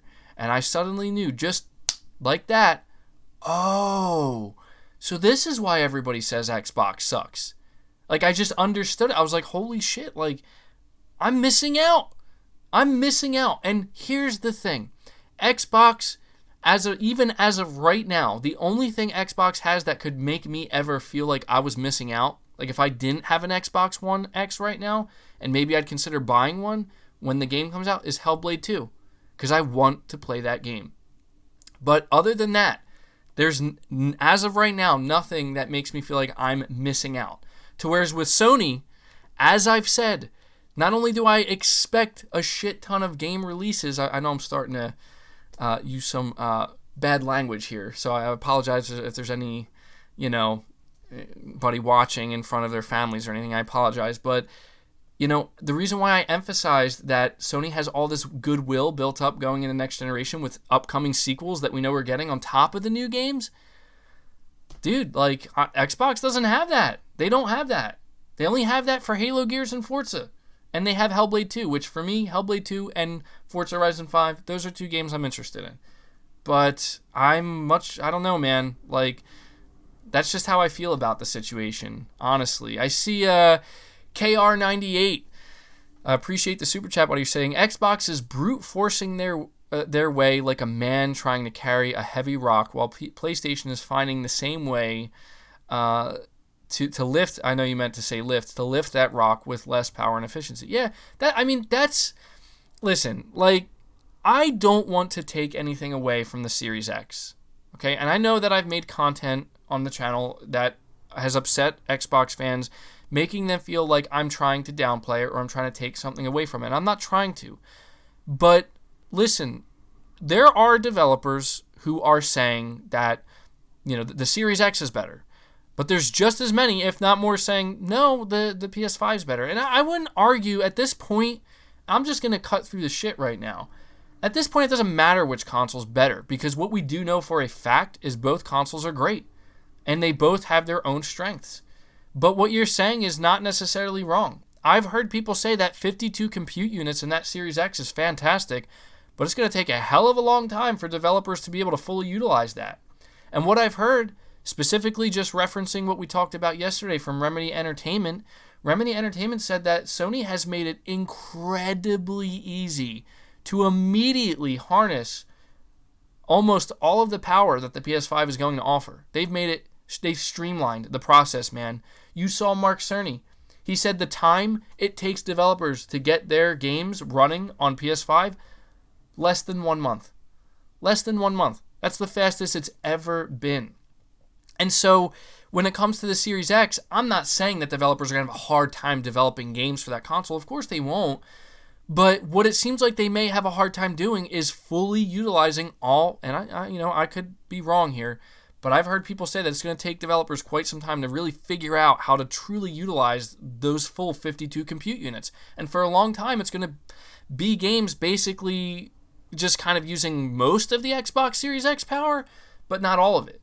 And granted, even that's not that bad, because people can still be excited and be like, well, at least I know in the future all 12 T-flops of this power will be fully utilized. One day, yeah. I'm not a developer.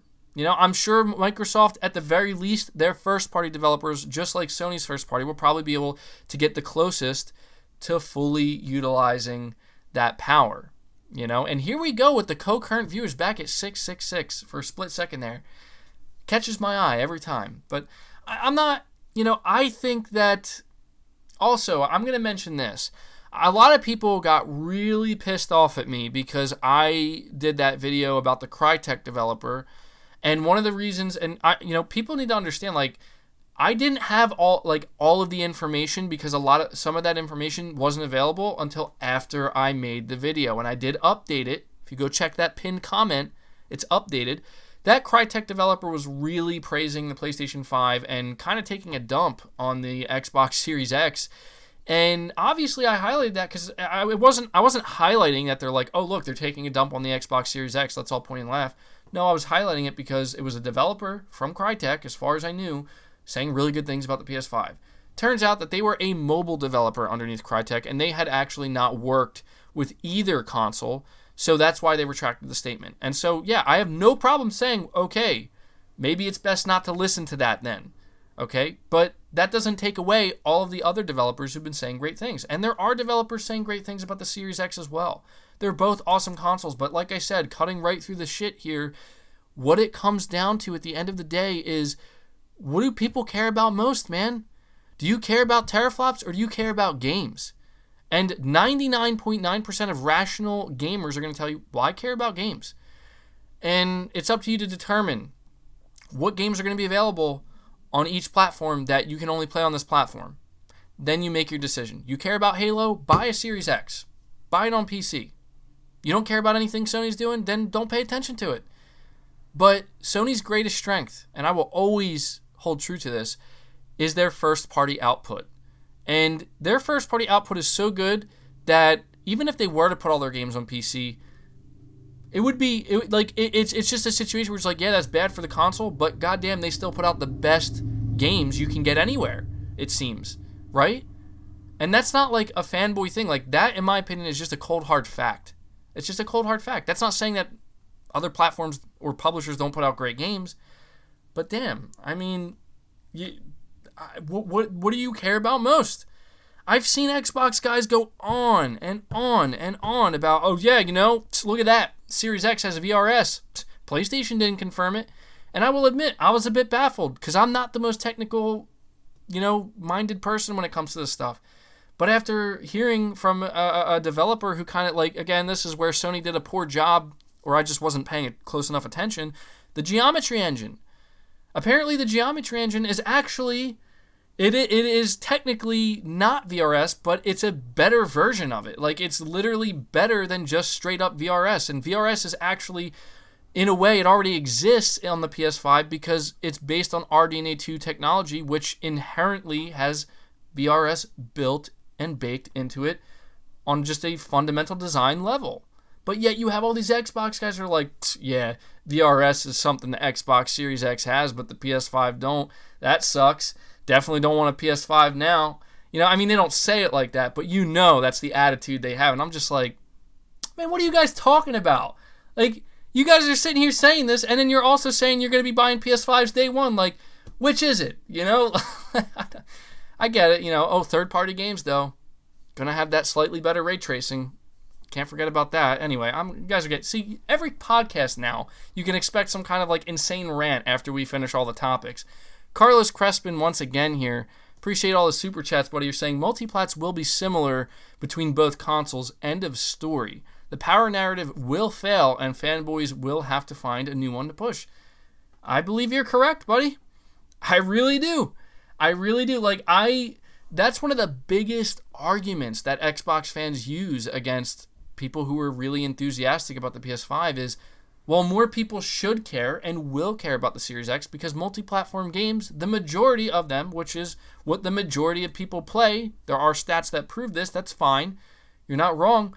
They're going to be way better on the Series X, right? Just like they are on the One X, even though recently with Resident Evil 3, the better performing game out of the gate was the PS4 Pro version. And yes, I know, they patched it and apparently it fixed it, and that's great. But, it was hard not to highlight that. Sylvia, appreciate the, you didn't say anything, but I appreciate your super chat. It really means a lot. I appreciate the super chats of all you guys. You guys get me worked up sometimes with some of the things you say, but it's all for fun, man. At the end of the day, we're just gamers. We want to enjoy games, but I see this, man. See, here we go. Amelia, you're saying 40% more compute units equals 40% better ray tracing. Now listen, this is where I'm saying, I'm not saying the Series X won't have any advantages. My question is this: how much will those advantages really matter to most gamers? Now that, as I've always said, this is something that people will have to determine for themselves. I always talk about the pudding. It's just the best metaphor I can use, and I'll continue to use it. The proof will be in the pudding. But more importantly, they'll need to taste the pudding. They will need to taste the pudding and determine, is it how much better is this than that? Oh, turns out it's really not any different at all. But with this pudding, I get a bunch of exclusives with it, right? I really don't know what I could use metaphorically to describe the exclusives in relation to pudding. maybe like sprinkles or something. I don't know, but it's getting a little silly. But you guys understand what I'm saying. And it's just a situation where I see so many Xbox guys saying, well, better multiplats. I'm gonna buy a Series X for my Xbox games and my multiplats. I'm gonna dust off. That's how they put it. I'm gonna dust off my PS5 when I'm ready to play that 1 or 2 exclusives we get every year. Well, here's the thing. First of all, Sony wins if that's the case because they got you to buy their console, they got you to buy their software. Second of all, there's nothing wrong with you wanting to have that mindset, but don't think that everybody else has that same mindset because they don't. In fact, most people, if you want to talk rationally, don't have that mindset. Most people are not buying a console saying, well, I can expect slightly better ray tracing on this console, like 40% better. So, and I don't even know if that's correct. That's probably not correct. I guarantee you that's not correct. But even if that were the case, like, how many people are just going to be like, well, that's what made my choice? Not many. Like, you're in the 1% at that point, all right? And listen, I played multi-platform games on both the Xbox One X and the PS4 Pro, okay? I have. And I played games that there is a difference. Like, one game I always reference is PUBG. I know a lot of people don't give a shit about that game, but I do like that game, and I still play it from time to time. But, there is a visual difference that I can see between the two. However, is it big enough to where every time I want to play PUBG, I'm going to go play it on my Xbox One X? It's not. Because at some point I decided I like the PlayStation platform better. That's where I'm going to buy the majority of my games going forward. And PUBG was one of them. And, I literally have the console with the slight advantage in this area, and I still don't care to use it. Some people could just say, oh, well, MBG, that's you being stupid. Not really. It just doesn't matter that much. It's a slight visual difference that I can only notice if I'm really looking. And that is for most games. I'm not trying to say that there's something wrong with you if you decide to buy a more power or a technically more powerful console for better multiplats. Absolutely nothing wrong with you. But do not run around making it seem as though there's something wrong with everybody else for not wanting to do that. And not accepting the rational fact that most people won't do that if the console is more expensive.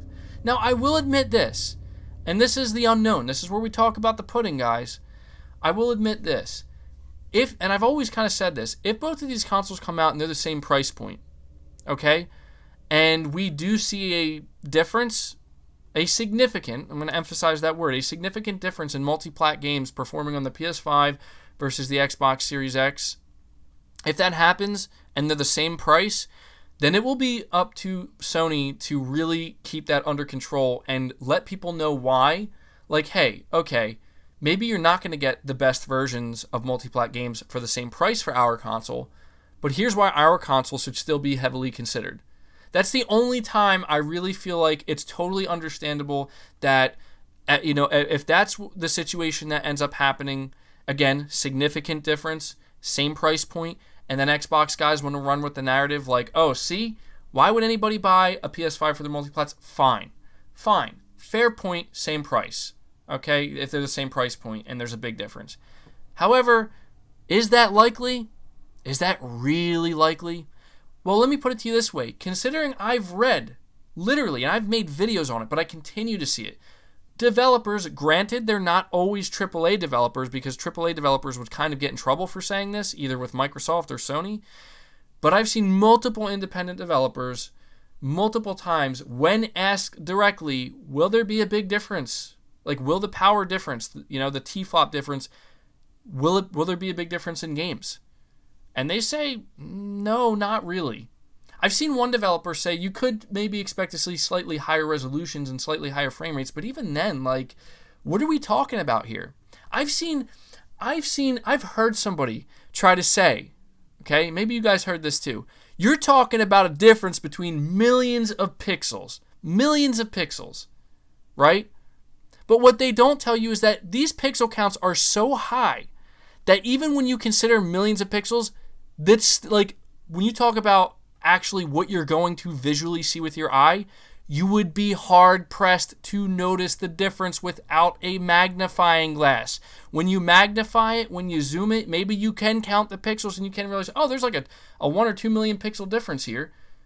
It turns out when you zoom out, there is no difference to the naked eye. Who would have thought?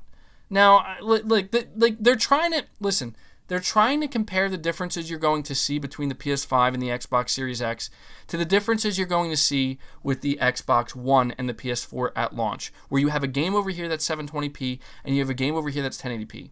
Do you know how much different it is? Like, do you know how big of a difference visually you can actually see with the naked eye between 720p and 1080p? It's true. It's true. Go test it out for yourselves versus looking at upscaled 4K versus native 4K. I'm not saying you can't see the difference between upscaled 4K and native. However, the difference between that and what you can see with 720p and 1080p is huge. And here's the thing. When you think about the PS5 and the Series X, do you know how high these pixel counts are going to be for both? Do you know what the chances are that both consoles are going to 99% of the time hit native 4K? Very high. Very high, based off of what these consoles are capable of doing for games and the components that's in them. So I'm going on this giant rant because I am a PlayStation-centric channel. I'm a PlayStation-centric content creator, and I'm very enthusiastic about PS5 and the upcoming generation. Yet the amount of pushback I get, and I understand some of it. Like as I've said, I've taken the L for all of the rumors and all of the leaks of talking about how the PS5 is more powerful. I've taken that L. But I had no problem taking that because at the end of the day, I've always made it crystal clear to everybody that that's not what matters most. It makes for fun conversation, and it gets people in the door to listen to what I have to say, and I have no problem admitting that. And I don't think there's anything wrong with that. But I've always made it clear, and I've always been honest and upfront in saying that it's not the be-all, end-all, and it never will be. And I've always made sure to say that even if the PS5 was the more powerful console, it still wouldn't matter. So there you go, guys. There's my weekly podcast rant where I go through all my topics and I just got to go on and on here. But do we need 8K for 55-inch screen? Let me answer that for you. No, you definitely don't. Like, it's the law of diminishing returns, people. It's smoke and mirrors. People want to try to tell you that if there's a pixel difference between the PS5 and the Xbox Series X, it's going to be with millions of pixels. First of all, not only is that unlikely, but you think you're going to notice that difference. You're having a hard time noticing a pixel difference between the PS4 Pro and the Xbox Series X. You think next generation, you think the law of diminishing returns really isn't going to come into play? It is. It already is, and it's just going to be even more. Trust me. You're going to see it for yourselves. You're going to see it for yourselves. But as the Muffin Man says, and yes, this is somebody in the chat named the Muffin Man, it's all about the games. Mr. Hamster, once again, back in 2013, they say the human eye can only see 720p. But then in 2017, the Xbox One X came out. Xbox fans told me human eyes have evolved to see 4K. Dude, that's the thing. Like, look, give me a game in 720p. If it's a great game, it's a great game. Okay? Give me that same game in 1080p. It's still a great game. You can just see it a hell of a lot clearer. Give me a great game that's running in upscaled 4K against that same game running in native 4K. Yeah, native 4K is going to be better. But how much better? Well, a little bit. Let me just put it this way. 720p to 1080p, visual difference, there's a big difference. Visual difference between upscaled 4K, let's just say like 1800p and native 4K, medium difference. Medium at most. Now you take that even further. I don't know exactly. I'm just speculating what the pixel counts could be between the Series X and the PS5. Visual difference between those, small, very small. Believe me when I tell you. Edgy Clementine, appreciate the super chats by the way, guys. MBG, you should make an MBG community on PSN. This would bring us and play together. I became close friends with them here, like Hamster, etc. So I thought about that. Okay, yeah, maybe that's something I could do. I do value my privacy, as I'm sure many of you know. Like I've literally been attacked. I shit you not. I have been attacked by the Xbox. I'm not going to say the Xbox community. I'm looking at it again, and it's still, just for another split second, 666 people watching. Why does it keep doing that? It's freaking me the hell out. but I've seen, I've experienced it, a certain group of Xbox individuals, right, that I'm not going to name, have literally attacked me on Twitter because I wouldn't make my shit private or public on my accounts. They literally attacked me for this. And they attacked me to the point where they all ganged up on me. I had to block them all on Twitter because I'm like, I can't deal with this. Like, I don't need to explain anything to anybody. I value my privacy, and there's nothing wrong with that. And they're trying to run with it. And this just goes to show you the mentality of these individuals. They run with it. You know what they say? MBG's a fake gamer. He lies about playing games. He doesn't really play games. Like, are you kidding me? Like, are you fucking kidding me? And I try not to let this stuff get to me, but I remember when that happened, like, I was fuming because I'm like, why are they doing this? You know? Like, I know they hate me. I know they can't stand me. I know that they're extremely pissed off that I switched over to PlayStation and I found a successful, I've done it successfully and found an audience that was really supportive of me doing so. But to do something like that, man, like, that's when I'm not going to lie to you, like, after that happened, I was like, these people are fake, dude. Like, they're so fake, it's scary. Like, people think that these are nice, like, they think they're nice, they act like they're nice guys. They're nice people, but then they do shit like that to people like me. And I've never, ever done anything to anybody. I've never attacked anybody.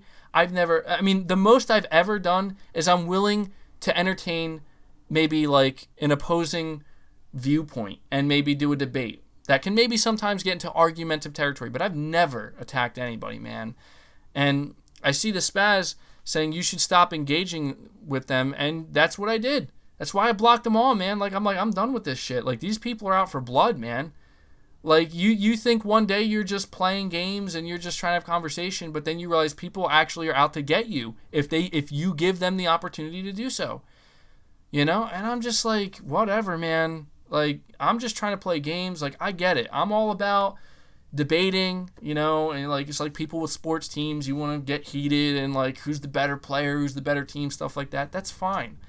But people take this shit so seriously, man, that it enters, like, dangerous territory. And that's where I take a big step back. Say, MBG, you're fake news, LOL. Well, fine, man. If that's how you want to see it, like, that's fine. Like, you can say that. I don't agree with it, but, you know, there's much worse things people could be saying. And if that's the worst somebody has to say, I'm cool with that. You know? Like, I'm not really that sensitive, honestly. It's just, like, you could just tell when some people are, like, they're cutthroat, man. Like, they are cutthroat, and they will, like, they just want so badly to like, stomp on you, you know, if you give them the opportunity. And I made the mistake of giving them that opportunity at one time, so... Dude, Mr. Anderson, dude, they even got triggered by your intro. And that's the thing, like, I'm not, like, that's not me attacking people. Like, I'm just having fun. Like, I'm not dragging anybody under the bus.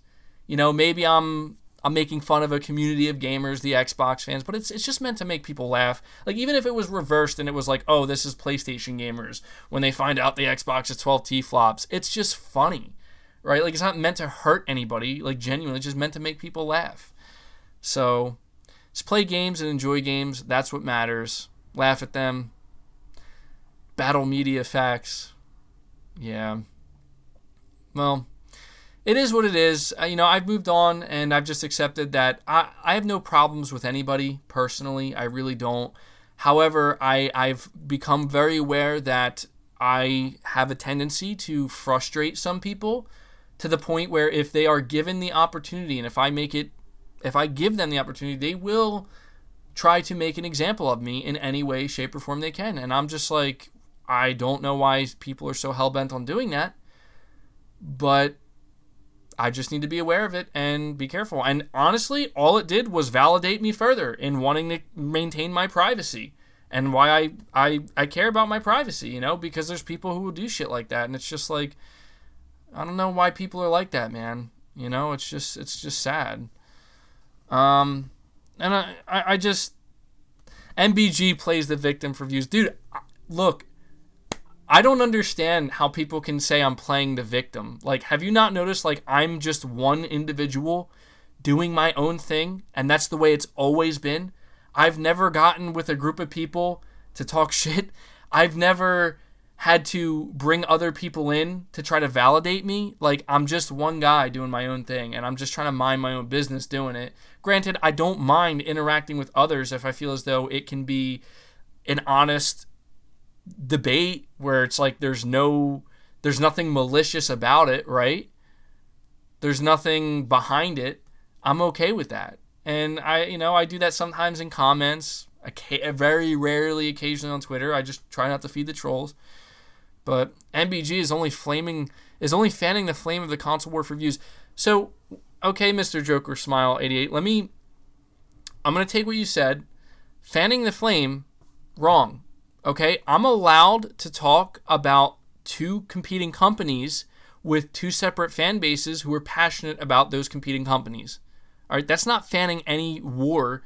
That's just acknowledging that that's the way things are. There's competition in the world, and there are teams. I've never taken it to a point where it's like, oh, we need to be unhealthy about it. Never done that. But the last thing you said, 4 views? 4 views. So let me get this straight. What you're telling me, what you're trying to insinuate is that as somebody with a YouTube channel who creates video content, I'm not trying to get views? That my goal should be to not try to get views? Can somebody explain that rationale to me? Because I don't understand it. That's why I get pissed off when people say, oh, you're clickbait. Like, what? No. Clickbait, clickbait is people doing something completely disingenuous and dishonest and essentially tricking people. That's what clickbait is. It's tricking people. I've never went out of my way to ever try to trick anybody into clicking my content. Are there times where I try to buff it up a little bit, maybe leave it a little bit ambiguous? Yeah, and I do that because it's like, well, I don't want to ruin the surprise all the time. But to label that as clickbait, I think that's just a little unfair. Okay, there's a difference between clickbait and trying to not give everything away within your title and your thumbnail and your description. So, anyway, I can't stop ranting for some reason. I don't know why. I can't stop ranting. But, I guess I'm just getting my second wind during the podcast. But, I hope you guys at the very least are enjoying it. I'm enjoying your company. I want to say we're currently sitting at 471 likes. My goal for this podcast during the stream was to get 500 likes. So if you guys could do me a favor and see if we can get that to 500, maybe even when the podcast is over later on, we could bump it up to 1,000. But, likes really help out the content more than you know. It's really important for YouTube's algorithm, and it's a really important way for you guys to let me know you enjoy it. So let's just see if we can get it to 500. We have over 570 people watching. I think we can. But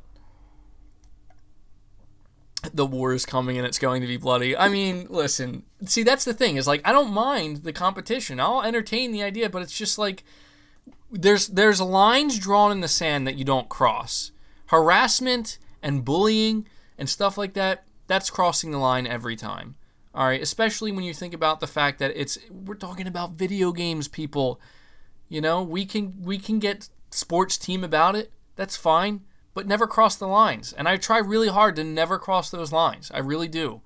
But, I'm human, and sometimes I have to react to what I hear, to what I see. I have emotions like anybody else, and sometimes they get the better of me, and I'm going to say things in a really passionate way, I guess, is the best way to put it.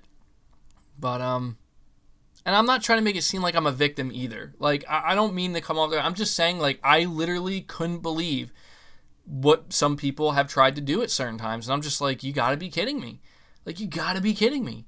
I guess I expect too much of some people. Spud, you're saying you're just a guy addressing news and giving your opinions.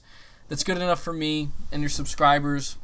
Keep it up. Well, I appreciate that, Spud. See, that's the thing that really I try to focus on, and the thing that keeps me going here on the channel is I see the positive response from people. Obviously nobody wants to see a negative response, but sometimes you're going to get one. You're going to get one whether you try or not. And my thing is I try to learn from it. I feel like it's okay if I get a negative response, but if I can't learn from it, that's when the real problem happens. And, it's why, I understood why I spent, all of January and all of February talking about constant rumors and addressing almost every rumor and leak that came out. Granted, yeah, I did it because it was getting views. People were interested in it, just like I was.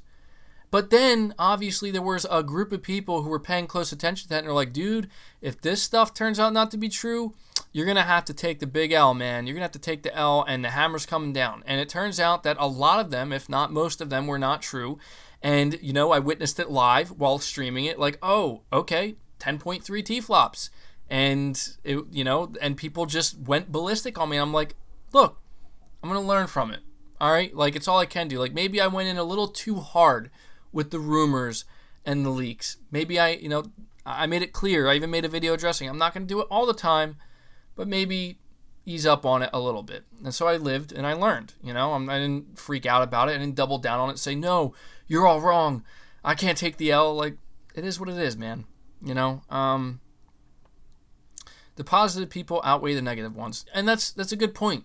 That's a very good point. And that's what I try to focus on. Like, I don't focus on dislikes on my videos. I focus on the likes, because that to me is like, oh, this amount of people like the content, and obviously it's nice when I get views, and that's what I'm trying to do here. I run a YouTube channel. I don't know anybody who would ever say I'm running a YouTube channel with the hopes that I won't get views, but it really is a community, and that's what I've learned. I think that that's like the most important thing I've learned since doing YouTube and growing an audience is it's not just an audience, it's a community. And that's why I've actually really grown into loving this podcast, and I hope it grows even further, because this is where I feel like we can be the most open and the most honest and the most real, where we can just talk and interact and obviously have some good topics. And I hope it improves over time. And that's honestly one of the reasons why I like doing a single person podcast, is because I'm not distracted.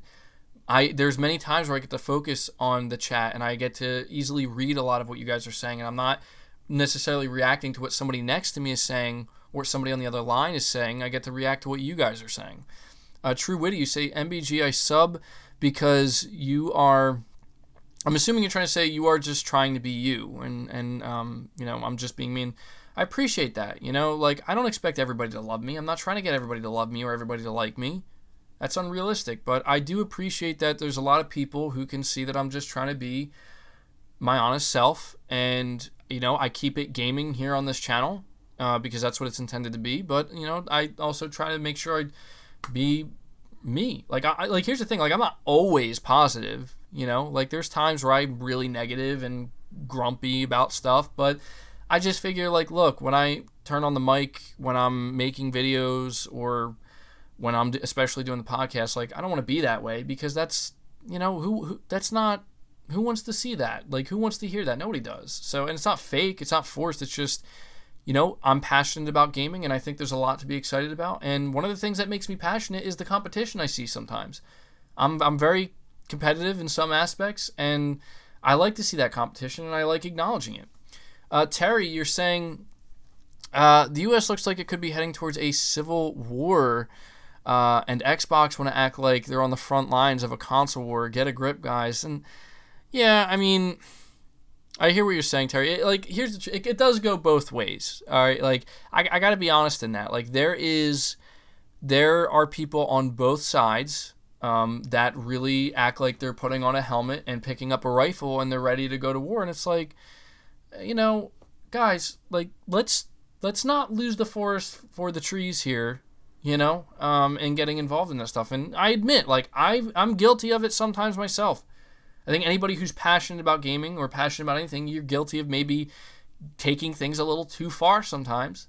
But as long as you reel it back, you learn from it, and you try not to make the same mistake, then there you go. That's life. Appreciate that super chat. We also have Hilly. You're saying both consoles are great, but the games is where it's at. Microsoft better bring the AAA games this generation, or else all the power is for nothing, and they will lose this generation again. And I have to agree, man. Hilly, I think it's... I've continued to say it. This is why I'm excited for tomorrow, Hilly, okay? Because we're hearing rumors that as soon as tomorrow, we may actually get some new Xbox games revealed. And I totally agree, man. Like, they have to bring the heat Sony's way. I think they brought a little bit of heat for sure with the console reveal. Bring even more heat with the games. Push Sony.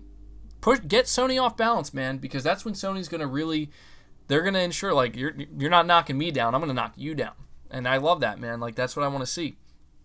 I know that that competition, like I said, like, Doesn't have to be cutthroat, but there's nothing wrong with competition. I appreciate that super chat, buddy. I totally agree with what you're saying there. Both consoles are great, but it's more about the games than anything else at the end of the day.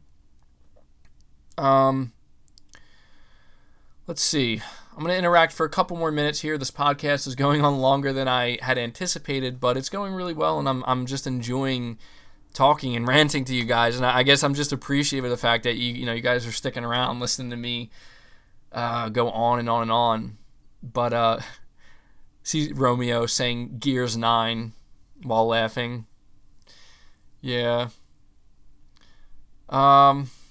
Gears 5 on Steam. Yeah. It doesn't surprise me. I think Microsoft has made it clear that they're just they just want to get their games out. Oh, geez. Sam Porter Bridges, Bill and Melinda Gates are into eugenics and spirit cooking. Jeez. See, I don't know, man. I don't know. This is why I keep things gaming. Bill Gates isn't even he's not even a part of Microsoft anymore. So I don't know, man. That's a conversation for another channel, I think, honestly. I try not to get too involved in that stuff. I mean, it's times like this when, honestly, for lack of a better term, the shit is hitting the fan worldwide.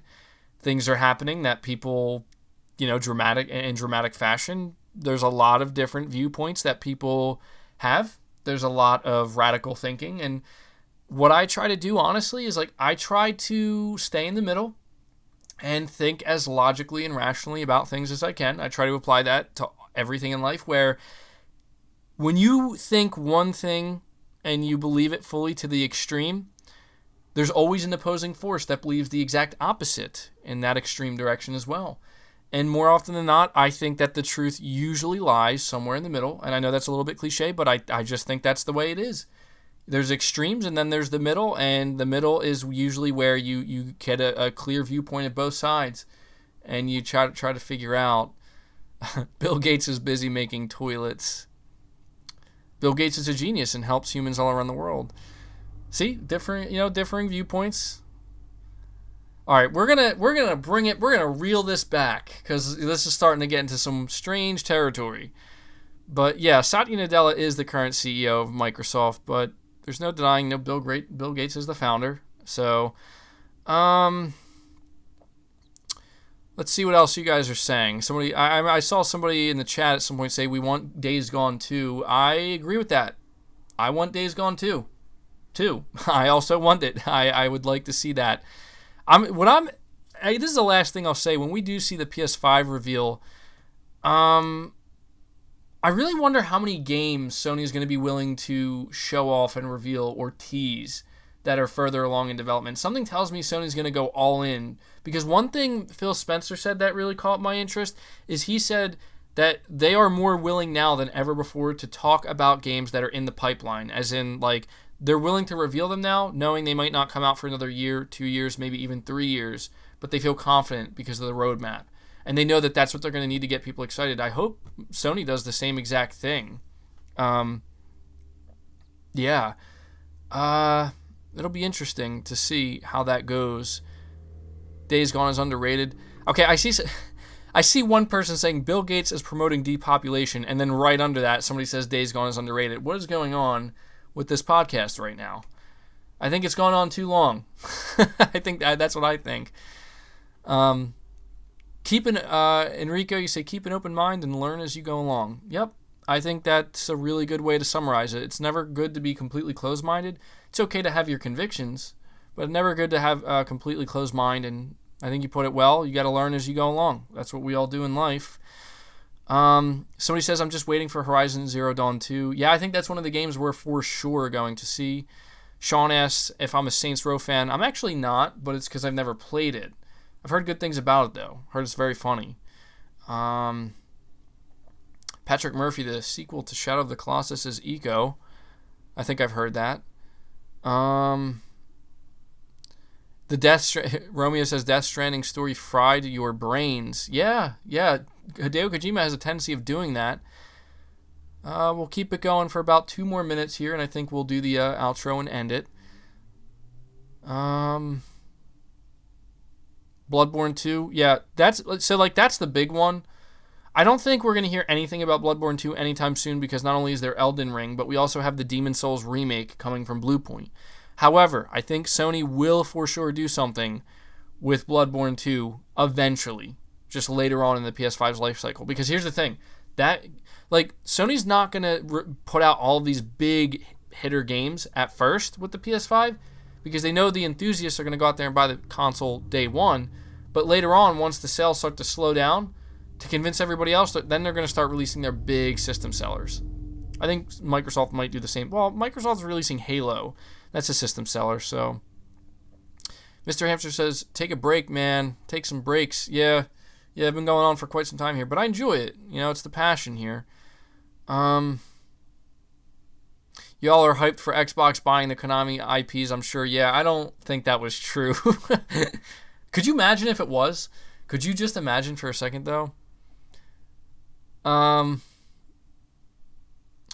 Days Gone wasn't really that good. An okay game by all means, but not in the top tier of Sony exclusives. I mean, I think for me it was definitely much better than okay, but I can agree that it's not like the tippity top tier, right? Like as Dr. Disrespect would put, it's not at the tippity top. It's so close. I think it's closer than people think, though. That's what I think. Zero says, what's your opinion on the PS5 price? Because with the DualSense controller and all, I think they're projecting a $500 price tag.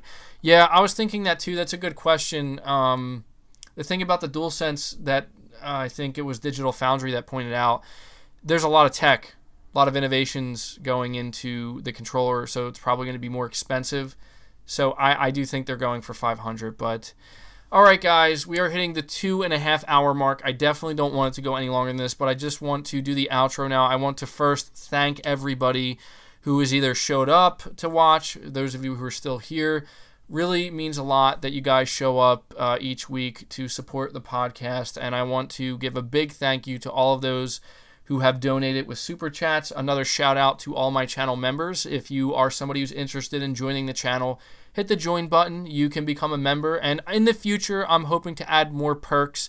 It's just right now, it's just a means for anybody to support me directly if you really like what I do. And that's what you want to do. If you want to support me 100% directly, that's an easy way to do so. But in the future, I will certainly come up with some more benefits or perks that you will be offered for becoming a member. So you can look forward to that. Okay, Sparrow, hold on. You're saying PS5 default color change. What's your opinion?